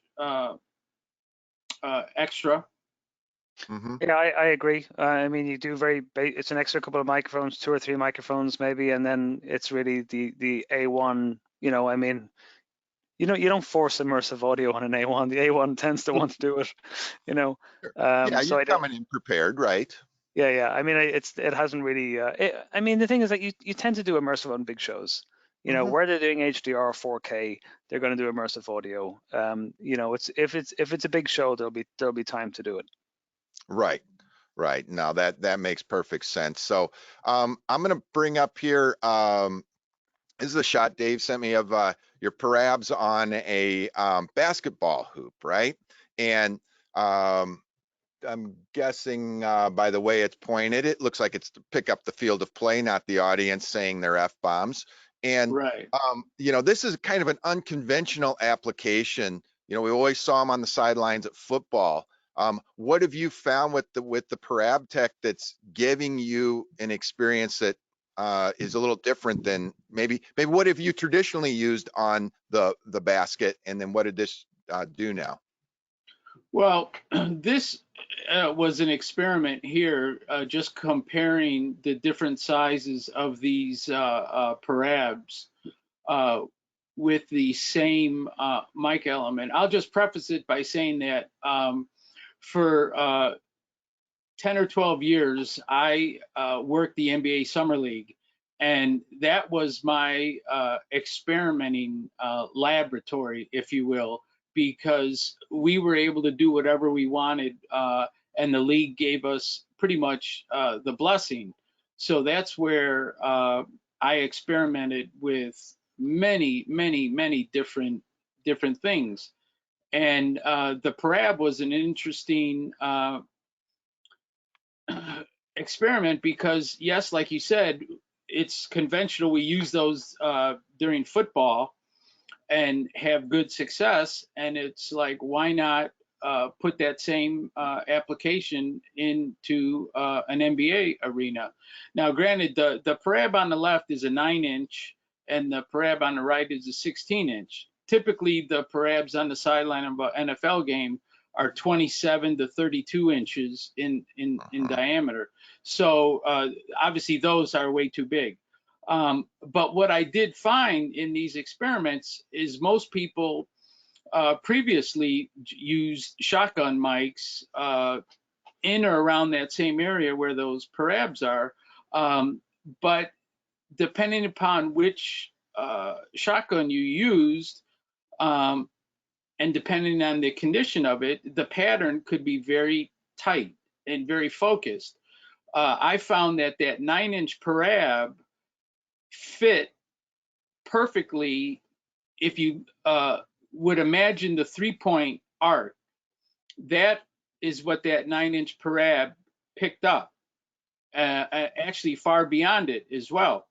And I was able to hear new things using a dual diaphragm lavalier that I never heard before. And it just was one of those natural fits that 9-inch Parab placed somewhere underneath the stanchion gave me that perfect pickup pattern from side to side and beyond the 3-point line, and it works fabulous. I have a question, if that's okay. Absolutely. Dave, so what are you trying to focus in on with those mics, and also how much EQ, or do you have to do a lot of EQ on those to pick out what you need? Well, the mic that I used on the bigger one experimented using a Neumann KM184, which is a pencil condenser. The 9-inch Parab, I used a Shure Twinplex, which is a dual diaphragm lavalier. And essentially, the dual diaphragm in that lavalier gave me so much low end that I never heard from a lavalier before. The technology is incredible. They took their KSM8 hand mic dual diaphragm technology and shrunk it and modified it into a lavalier that has just been incredible. And by the way, I also put that lav on the net and have been doing that for quite some time now, and it just is incredible, the low end response. But more specific to your point, Karl, most of the shaping comes from high pass and low pass filters to get some of the rumble and the room tones that are not Inherent. wanted from the buildings itself. But the microphone itself is combined with the physics of the Parab work perfectly. Very flat response, and for example, the frequency of the ball is bouncing. The ping in the ball, you could hear the air pinging, right around 800 hertz to 1K. That Parab is like a laser beam. So in that particular application, it worked fabulous with very minimal EQ, just shaping to get rid of some of the subs that we deal with in the PAs. But it just was one of those things that kind of fit perfectly. Cool. And that's one of the neat things is the unconventional, right? Question everything, unless you're going to get fired over it, in which case just don't put it on the air. You can still ask the question and try it though, right? A question that came in from Peter is mentioning about 4 mics in the .4. Is that 4 mics or 4 channels? So in the case of like two MS mics like a VP88 or, You're mixing is that down. a, You're mixing down to mixing .4. down, so So 4 you have, groups, right? yeah, I that mean, you can have represent those 4. individual elements. You can have 27 faders. You're deciding from those 27 faders a mix that goes into that .4. Right. So So your 4 groups, right? Because that's one of the questions that was coming up, is like the signal flow in the truck, right, for these different mics, right? What we've been, if I go back a little on this, is, we're looking at a lot of different components that make up this field of play, right? In the case here, little baseball thrown in here too. So the question, Mark had, give us a signal flow for the mics in a typical truck. I guess, is this probably maybe like group of, how you would bus things down? Because it sounds like the .4 is like that, right? We have these 4 buses, if you will, and whatever can go there. Dave, Karl, you want to speak to that? It's kind of a broad term, so I guess if Mark wants to expound on that a little in his question tab, that'd be great. Well, the way I typically do it is I have a 5.1 effects, technically not 5.1 because there's no center channel, but I have that 5.1, if you will, effects bed, and then I have my second master set up for the .4, and then both those feed the output. Calrec has made things a little bit easier, but what Karl and Doug went through in the early years is they did it, on the fly, because there was no monitoring tool set up to do the .4. The newer SSL System T has a beautiful monitoring section, and Calrec's working on it.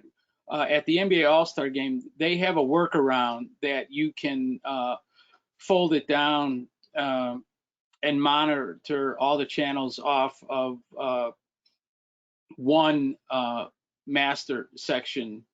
But it really depends on the hardware. I think really what it comes down to, how that workflow happens, because some consoles give you the opportunity to set up the .4 element, so it's inherent in the desk. If that answers. I think so. That's there's a lot of good resources out there, some books. If you go on our website to our link, there's a Dennis Baxter's book is the really good one on, on the routing and, creating those paths and managing that. And to that point, there's nothing. And to that point, there's nothing on Atmos. So Dave and Doug, we're all just doing it. The book is coming out in about 5 years. Yeah. That's right. The what worked and what we wished we would have done different, or here are the really cool things. It's that, and I think that's the neat phase we're in. Everybody goes, oh man, I remember it looked like that was the golden era, or that. You know what? We just have to look differently right now at where those opportunities are, and we have to embrace maybe a level of complexity that gets sometimes that science you were talking about, Karl, that you're mixing, but there's still, there's science and there's art, and you're always going to be balancing the two. Peter submitted a question around underwater mics, right? And obviously the Olympics, do you find that used? Do you find applications for them outside of traditional water sports? Yeah, under ice. Well, we use them for diving, the 880s, for diving to get, it's a PZM mic, so it's getting, it's not getting vibrations from air, it's getting vibrations from water, I guess, from the bubbles, the air, the impact through the water of the sound wave hitting the for want of a better word, the ceramic diaphragm.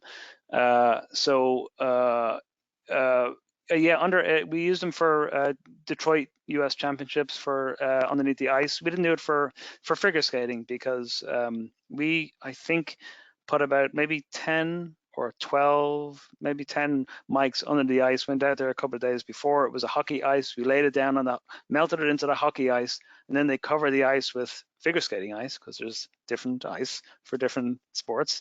And those mics ended up about 6 to 10 feet, maybe 10 feet out into the rink, at sort of two at each corner, I think, and maybe one sort of central, because when people are jumping, and I'm not going to go through all the different phases and routines of figure skating, but they're landing, and it's important to hear that stuff in the right place. And it worked beautifully. But of course, when they go right over the top of the mic, when the mic is 1.5 inches underneath the ice, you're really hearing the crunch of an ice skate on ice, which is exactly what, if you're low enough to listen to an ice skate on ice, it's crunchy. It's not as you would expect it to be. But it's a really good experiment, and I think also very good feedback. I was concerned that maybe ice skaters wouldn't like it, figure skaters wouldn't like it. But if you're a fan of figure skating, it's a bit like the board in the long jump. Before the guy puts his flag up, he's already fouled because you've heard it. And the same with figure skating. When you hear the land, if that's a good land or a bad land, based on the sound of that, having the mic underneath the ice. So yeah, good. That's diving, and we do have it under anywhere where there's bubbles. We have mics in the water, but yeah, ice is another great example of that. And you could put those mics, contact mics, anywhere. Anywhere in the grass, I guess. Right. Let's see, another one that came up was around the lav in the net. John was curious where you mounted that, Dave, to how close to the net, the backboard, where around that, where are you allowed, I should say, to have something placed? In NBA, they're a little more forgiving compared to NCAA. They're very specific of how you mount the mic, but typically most of the time it's either mounted to the rubber pad which surrounds the backboard, and it's just taped, or we sometimes will tape it to the actual metal rim right as that metal touches the glass, right underneath it. And sometimes we'll put one on top and one below. So the one on top is there more for the clank and the spring back of the actual rim, and the one below is for the swish. But either it's mounted on the metal beneath or on the rubber pad. Sometimes venues have a hole poked in, and you can push the lav through the pad itself. So typically I'll put two, one kind of above and one below. Okay, and on that lav topic, the you were referring to is the twin plex, right? I think it's a model 47, TL 47 maybe. I don't remember the exact model number, but it's their new twin plex, which is a dual diaphragm lav. Correct. Which I agree is a awesome sounding lav, and really durable. I'm going to bring up a photo here of this would be shot baseball, right? And behind looks like probably near home plate there. I think this may have been even from Wrigley at one point, right? Again, got your parabs here, and there's another example, right, of trying to pick these up. How are you using that? What are those two? We've got this one obviously behind home plate area, and then we have one off to the side here. It looks like out in LA. No, that's not. Or is that? That's No, it not just says LA. Dodgers. Yeah. Is it Dodgers? Okay. Yeah. Yes. A lot of venues have those boxes built in. And so we just will either put our own parab in there, or sometimes depending upon when I come into a stadium, depending upon if there's time, put my own microphone into that. The one on the glass or on the fence was just a venue that that's where we had there was no space on the actual playing field. The thing that is interesting about baseball, especially around home plate, every stadium has message boards, and the shape of the home plate area are all different. So some stadiums, the parabs can be very wide, where they're almost looking up the first and third base lines, and others could almost be directly behind home plate. And unfortunately, you don't have much control over where you get to put that microphone. And we, you try to work with the grounds crew and the teams to get the best position to capture all that sounds that happen around home plate. Right. So that brings us kind of back this ice, the sounds of the game, right? That which is really what we've established the audience is important, but I think we've also established pretty well it's the sounds of the game that connect people back almost, to give them experience they would never have before. And one of the questions here was, does the 3-to-1 rule apply to buried microphones in ice, right? In terms of that microphone spacing and things like that. Is that just like a best guess, Karl? Because you don't know where people are going to land. Well, we tend to know where people are going, a general area of where they're going to land. Okay. But the thing is, because it's a contact mic and because it's basically in a sheet of glass, that contact area, think about it, it's a mic on top of a huge ice diaphragm. So you hear everything. You just hear it closer. As they get closer, you just hear it get closer. But you pretty much, and one of the reason it works so well is we can get a lot more direct music into the broadcast without having to rely on the PA music. So the thing is that those mics are underneath the ice. They don't hear the PA. They just hear the skates. And now we take the PA music and we put it directly into the console. So we have ice, we have skaters, field of play, nats, and we have music. And then we will put in a little bit of the ambience, obviously, because obviously you want to hear the crowd as they go up. But it actually creates a really nice way of a very controlled way of mixing. But generally, you don't have to worry so much. The ice itself is an incredibly great diaphragm for a contact mic. So you can put them anywhere, but it's just, as you say, the landing point, you don't know where they're going to land. So we had a tendency to just lower the level down, because if they went straight over the mic, it would crunch a little bit too much. Gotcha. That's the beauty, though, of using contact mics, transducers, piezos, because there is no audio. It's all about the vibration. So you could leave them open and you're not going to hear anything until something hits it. And that's the fun thing of using them in situations in NFL and baseball, for example, on foul poles and goal posts. It doesn't happen very often, but when you do get a dinger and you hear it and you hear that pole go, oh yes. And most of the time, everyone, has it pretty loud in the mix. And also golf, people are putting them inside the cup so that when that ball rolls in the cup, you hear it, but you don't have to worry about picking up extraneous audio because it's just picking up the energy, the vibration. Yeah, it's not moving air. It's just the surface vibration. So that's a really interesting. Didn't think about all those applications that surface mounts can really give us. And they're cheap. And they're Yes. cheap.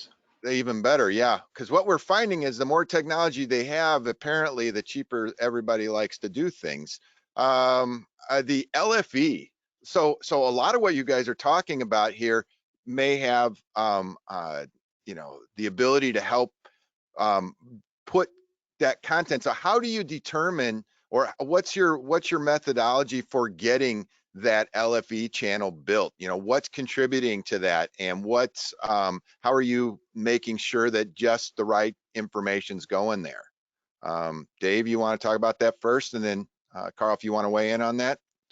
I'm sorry. The LFE channel, and basically what you're deciding goes there, and then managing that channel, if you will. Well, that's a very interesting topic, and most of the time, because of the various manufacturers of set-top boxes, a lot of the time I let the element of that set-top box take care of it, because the base management is such a wildly dark horse in terms of how people manage it. And the thing that from the standpoint of a mixer, when you're in this room, especially if you're in a nice room that's tuned well, man, everything can sound fabulous in that 5.1. And like Karl said, if you don't fold down to stereo or mono and see what's happening, downstream, it doesn't sound as good is what you thought. So I'm not a big proponent of forcing things in there. There's some things that I tried on NBA, taking a contact mic, as a matter of fact, and putting it directly to the LFE, and some of the forms blew up when, of course, they didn't have their 5.1 setup properly, and then when somebody jammed the ball and it hit the backboard, their living room blew up. So I kind of backed off from that and kind of let set-top boxes handle that for me. Yeah, I tend to use it. I mean, you look at the particular sport. Sometimes there's not a lot of LFE in the particular sport. There is in NASCAR. There is in hockey on the boards when there's a big crash in the corners, physical, personal crash, shall we say, when players come together against the boards. But we tend to leave it for music. But Dave's point is a whole different webinar about how people's setups at home. LFE is dangerous because people, I mean, I have to say, even with my own setup, I tuned my room, but then I tweaked my my LFE to how I like it. So, and I think people, bass is something that is so personal to people, be they musicians or maybe they don't even know how their system is set up, but it's either too much or it's not there at all. So yeah, I definitely feed the LFE channel, especially with music, because that is what people expect, is to hear music with a good subwoofer. But we're very cautious about what we put in there. Less is definitely more in that case. Absolutely. Gotcha. Yeah, so this picture here, Dave, we kind of ended the A1 panel with this topic, which is 500 series racks and analog, and I went and grabbed a universal audio plug-in engine here, right? One of the questions that was submitted, Stan had a question around compression, right? Because obviously with so many different things ranging from contact microphones to high impact mics, like the mics up in the basket, right? Picking up that energy. Where does compression come in? in terms of, heavy compression, light compression, always in compression. We have the announcers, right? Play-by-play folks. But then we have trying to give it that warmth or something, whatever that unique thing that makes it the art or the orchestra that you're mixing. Can you share some of your perspective around that? And then obviously, Karl, please feel free to weigh in too on kind of what you guys do in and around, what the truck may or may not have. So Dave, go ahead. Well, I will take a step back. Years ago, pre-digital consoles, when we were dealing with analog consoles, they didn't have dynamics on the desks themselves. So therefore, everything was outboard. And so you would have to bus, group, whatever, into whatever processing you wanted to do and then reinsert it. But then with the advent of digital consoles having dynamics on every channel, that opened a new avenue to get very creative, because now you could put that compressor on every channel if you desire and tweak it differently. And that's the beauty of it now, is because having that ability to do so is every sound source isn't the same and they all needed to be treated differently. Before, we just kind of put one on a bus as an overall safeguard to protect the headroom in the transmission.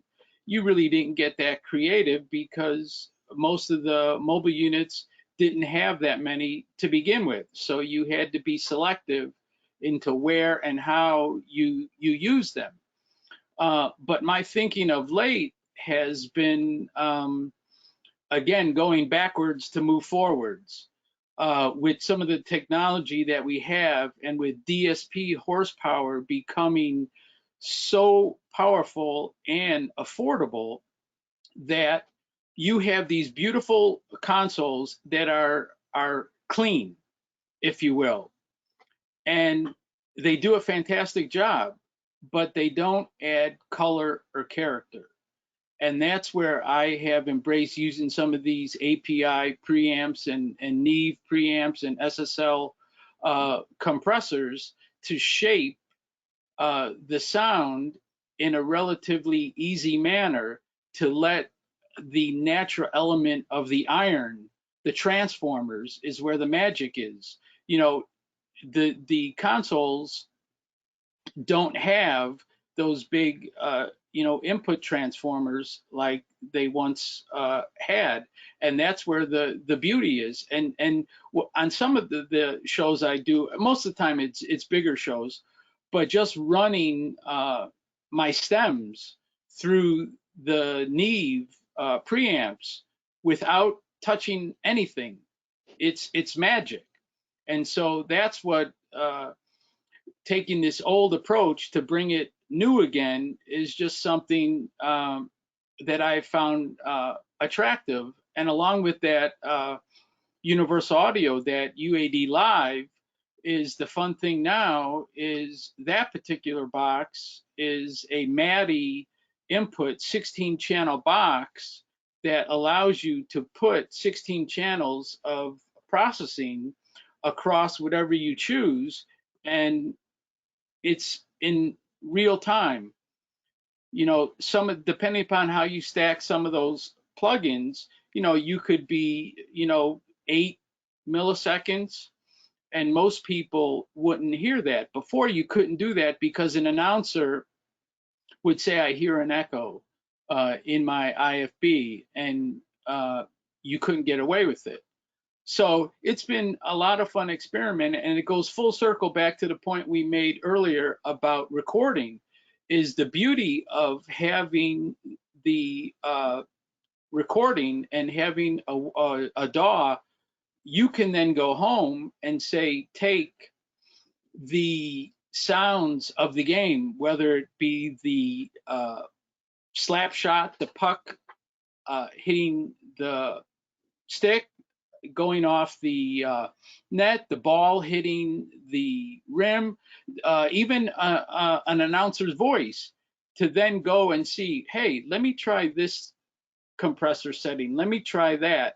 And you are able to shape the sound in a different way so that you can come up with these best practices that you then can implement in a very short period of time. You don't have to have all this equipment, but if you have the ability of making a recording and try things, and even just getting a sample of any type of sound off the internet, and go from one extreme to the next and see what it does. It's amazing what you can come up with, and the discovery process is what makes our job fun. Is it keeps it fresh. And so I really enjoy experimenting and playing. Now, trust me, some things were failures that didn't work, but unless you experiment and try and take practices that maybe weren't meant for that particular application, you will gain so much knowledge by doing so, and that's what I truly enjoy doing. And it's a new frontier, and what we're going to be facing soon enough is a whole nother set of challenges. So that's kind of why I have implemented some of those old school techniques to bring things fresh again and color the sound. Right. So based on that, so it sounds like with the fact that you have, compression readily available on every channel now, obviously on our digital consoles, do you find that keeping things in your, obviously you're going to go with different compression ratios. One of the questions was around the different sources, right? And how hard you might hit something versus, or how hard you want it to come down versus, say, a voice that might be in constant compression. So, what is your, do you use a lot of these boxes to do that, or are you staying in the desk, getting a lot of that just kind of held in place? And then this is the coloring, if you will? Well, for me, on my NBA truck, I have a 500 series rack. So I have some of these modules that I insert across some of the voice components, and also on the 5.1 stems, as well as using the U80 Live. When I don't have that equipment and I'm on a different truck, yes, I'll tend to use compression on pretty much every live mic in some way, shape, or form, and really the environment, what it is, will dictate how I do it. There's other times where I'll double things and play with parallel compression, where I'll crush something really hard and another one not as much, just lightly, and put them back together. Yeah, Gotcha. individually compressing things is huge, because you think about, you don't want one hit on your microphone to take everything down. You never put compression or limiting across everything, because if you can limit individual mics, or sorry, compress individual mics, it means if a mic takes a hit, it's not taking all the other mics down. So that's really an important thing for people who are who've got compression. They're all major console makers now have compression. If you can just copy paste for your effects microphones, and then obviously you set up different microphones the same, your announcers 3-to-1, 5-to-1, however you want them, but they've got to be clear of anything that happens. The announcers have to be clear.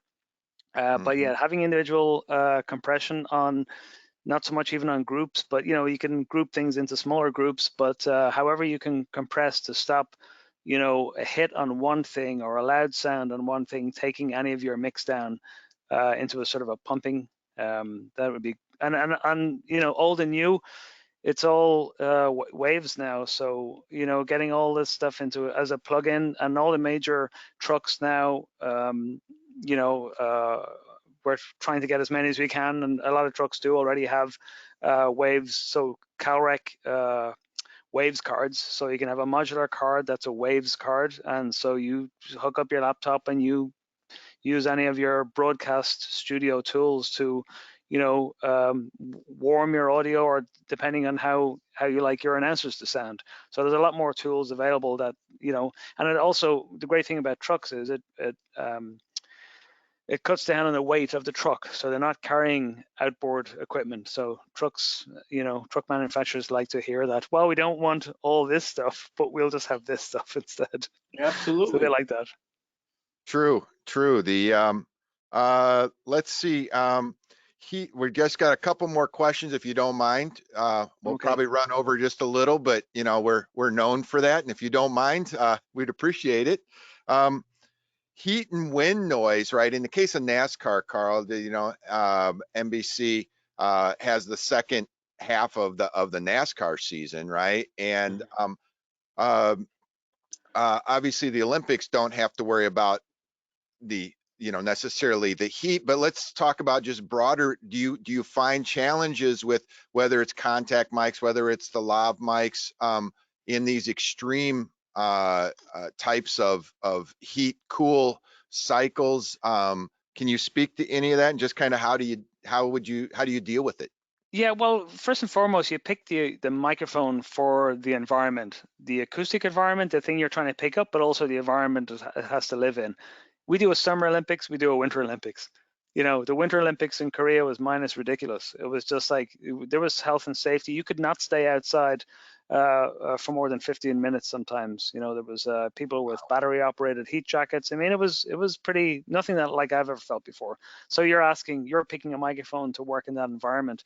You may not pick the same microphone to work in a different environment, but as like in the summer games, for example. But yeah, NASCAR, not only the mic, so you're picking the microphone based on the fact that it's going to get hit with a lot of rubber. It's going to get hit with a lot of audio, and it's going to get baked and rained on.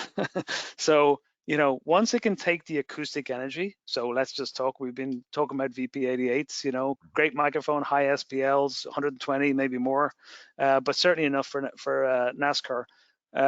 So you pick the mic for that environment, you cover it, you tape it, you look after that mic as well as you can.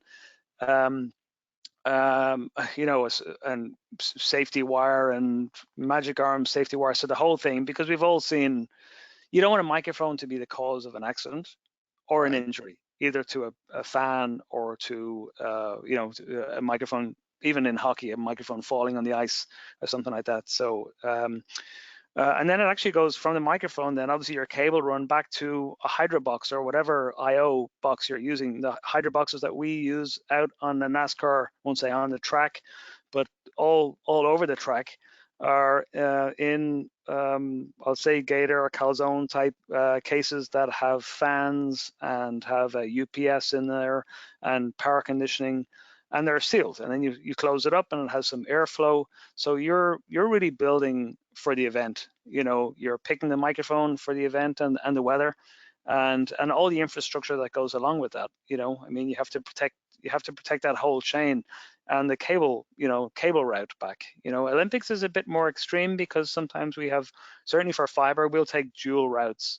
You can't do that for every sport because there's no time and it's expensive. But the Olympics, NBC Olympics, for example, can never go off air, or a microphone can't stop working. You need to have dual paths where one fiber goes this way, another fiber goes that way. Mm-hmm.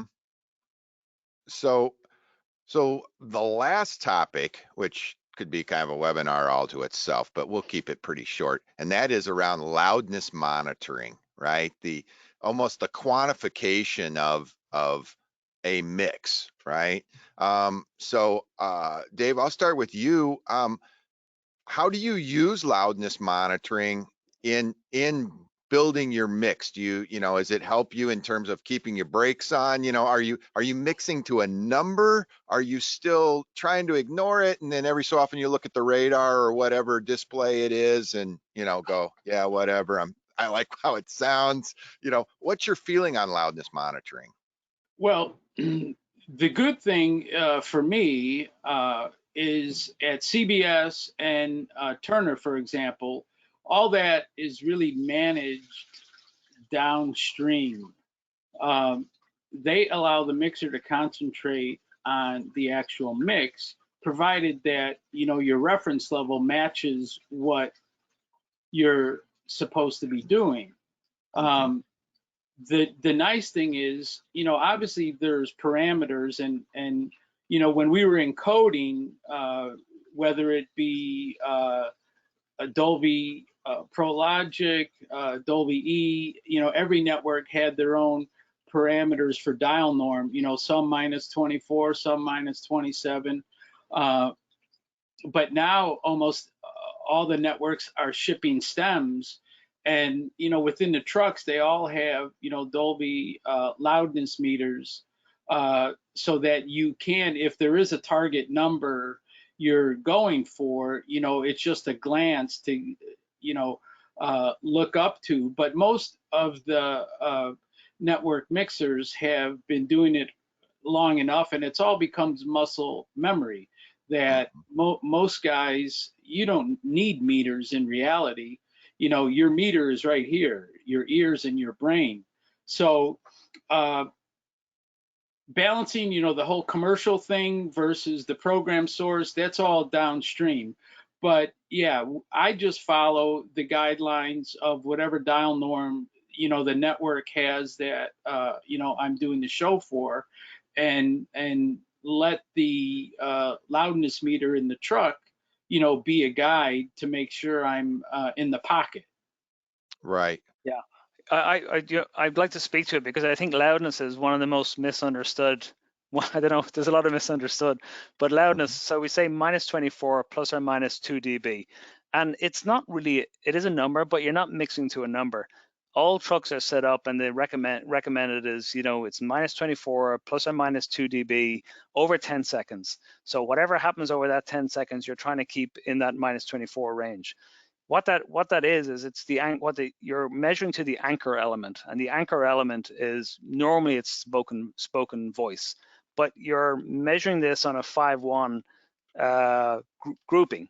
So it's all the ambiances plus your voice. So you're not measuring the voice on its own and making sure that that's at minus 24 plus or minus. It's the whole package. It's your whole broadcast 5-1.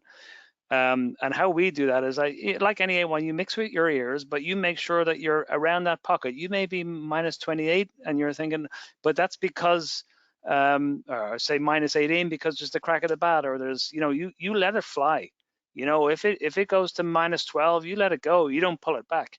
You know, it's over 10, it's measured. We measure over 10 seconds, but a lot of post-production people will run their whole program, 1 hour program, through a transcoder and make sure, and the whole program comes out at minus 24, no matter what was happening in and out. The most important thing, what we're trying to do and trying to solve here via the FCC rules and regulations, is you want to stop people having to go up and change the volume when they get to a commercial break, because commercial breaks are all minus 24, allegedly, but they're dynamically produced, and they've got great EQ and all. They've got all Dave's After Effects and his outboard equipment, and they're making it sound huge. And you know, we more worry about going into breaks and coming out of breaks that were on the button, you know, that we're in or around that minus 24, so that, and then and anywhere in between that, you can, you know, let the show breathe and let it be dynamic. But it is an FCC ruling, but it's not a number. You should never be fixated, but just, you know, make sure that you're in that pocket, certainly going in of breaks and out of breaks. So we had one last question come in. It ties right to this, and that is, you know, monitoring, and then, you know, what we just described was loudness in the broadcast, but then the SPL, right, the actual listening in the truck, you know, or at the mix position, or in that room in the case of the Olympics, right? How do you make that correlation then to say, okay, this is my SPL? Are you relying on the question, I guess, would be, you know, are you relying on the console and it's, you know, picking that value, right? Or are you testing for that when you're setting up? I think the question is, where does that connection then get made between a loudness unit and the SPL? Well, loudness is measured on perceived loudness. So that's the whole loudness, the LKFS, Kelvin, full scale, is all based on perceived loudness. So it's based on, it's not based really on numbers. It's based on your ears. So if it sounds right in your ears, then generally it's going to sound right on your LKFS meter. To the point of dynamics and what you're doing on a single fader and whether it's hitting zero on your digital meter or not, to me it's become more of a technical limitation of your microphones and your console and what I in some ways I listen in LKFS. I'm not really monitoring too much about, there's so much headroom on consoles and so much headroom on the particular mic that you're using that I tend now to sort of listen and measure on LKFS on the perceived loudness, because ultimately that's, if you're listening with your ears, you don't necessarily listen with a meter. But like us all, as soon as we see red on the console, we're tweaking it down a bit, Right. But like Dave, your mix level in the room, in your control room, I guess, because again, a lot of live sound folks coming in think of things relative to SPL, right? Sound pressure level, which is a different dB, right? Measurement than, full scale, obviously.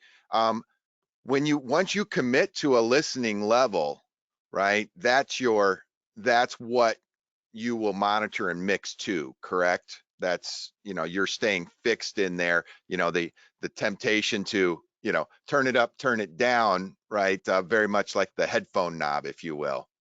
I do change a little bit. I mean, over the years, as I've gotten older, I tend to, I had a habit of mixing on the loud side. I was, coming from the studio background, I really loved the dynamics of that percussive nature of what we're doing. And I didn't feel that at a lower volume. But as I've gotten older, and from some loss, I tend to mix a little bit lower now. And I still feel those things that I didn't think I felt years ago. But generally, there's times that, during the show, I will, if there's something I really want to hear for a moment, I'll turn it up. But I tend to, if anything, I turn down. But it's really about the room too. Every room is different, and Karl knows about this. That what we're challenged with in a lot of these mobile units is they're less than ideal environments. There's so much fan noise from a router, from DAs sitting behind you. So sometimes you almost have to reach a threshold that might be a little bit higher than you want to, just to mask the room tone of the inherent equipment in the truck. So it's kind of a fine balance for me. If I am in a very noisy environment, I sometimes will try to train my ears to kind of hear that and filter it out, and then back the volume down to a comfortable listening setup. I mean, before, and there's a lot of guys that I've walked into their truck that, I mean, you would have to yell at them. It would be so loud that you couldn't have a conversation. Now I try to mix so that if someone comes in, asks me a question, they're not shouting. Mm-hmm. Yeah, experience is everything. Not only are you listening to the mix, but you're also listening to a director or producer, and maybe you're listening to your head tape AD as well. But it's there's a lot of other things to listen to, and it's just time. It's the more time you spend in that environment, the more your ears get attuned. It's the cocktail effect.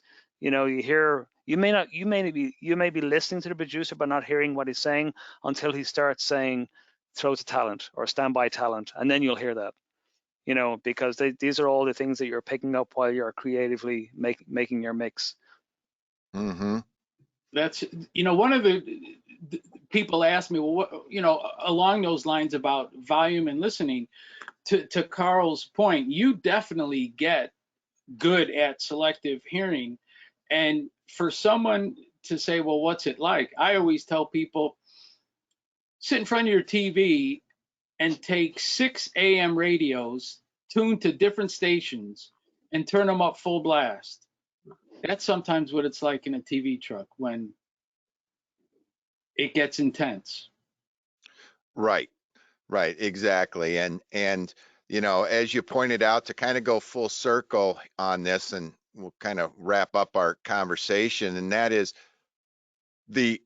your mix is going to be touched by so many other people that are downstream of what you're doing, right? Or you can think of it upstream, however, depending on your analogy you're using, and getting that mix in place where it's being delivered to. In this case, Karl, you pointed out the FCC, right? But maybe there's another encoding step that's going to deliver it off to a iPhone or an iPad, right, on a mobile device. And everybody's like, well, these things are so much louder. Well, that is not the mixer's problem, right? The mixer's job is to build a great mix that can be translated, again, from our 5.1.4 to a 5.1 to a stereo, even to a mono mix, right? Mhm. And then after it's handed off, that's for others to deal with, right? That's going to be where that level happens, right? But the good mix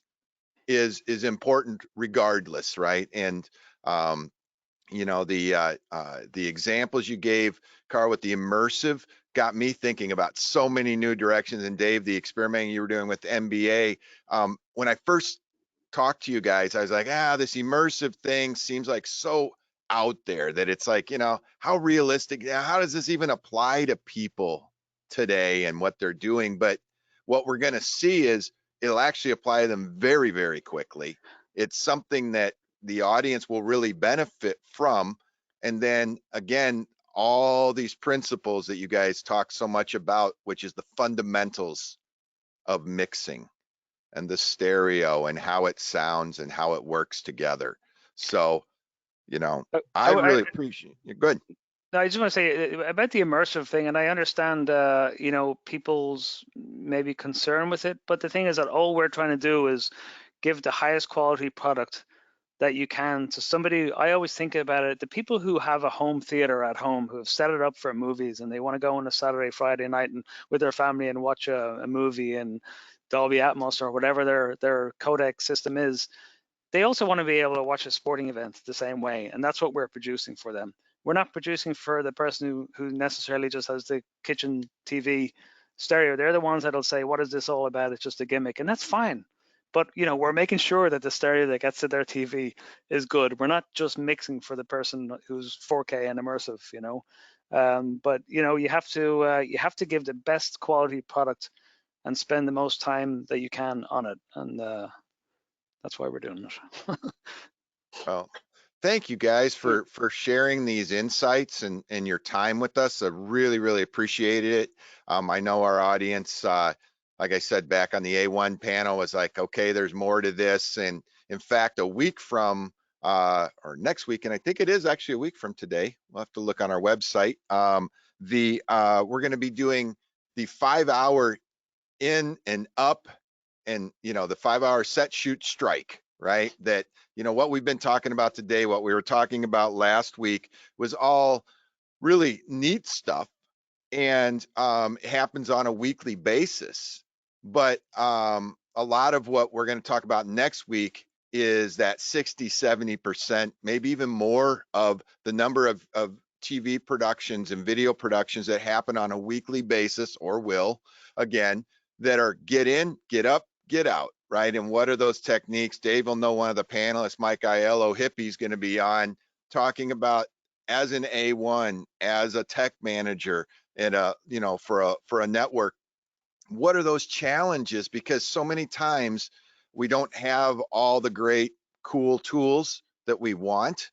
And some weeks we do. So join us with that. Like all of our topics, we're trying to cover any and every corner of it that we can, and help everybody to have knowledge that will make what they do a little better.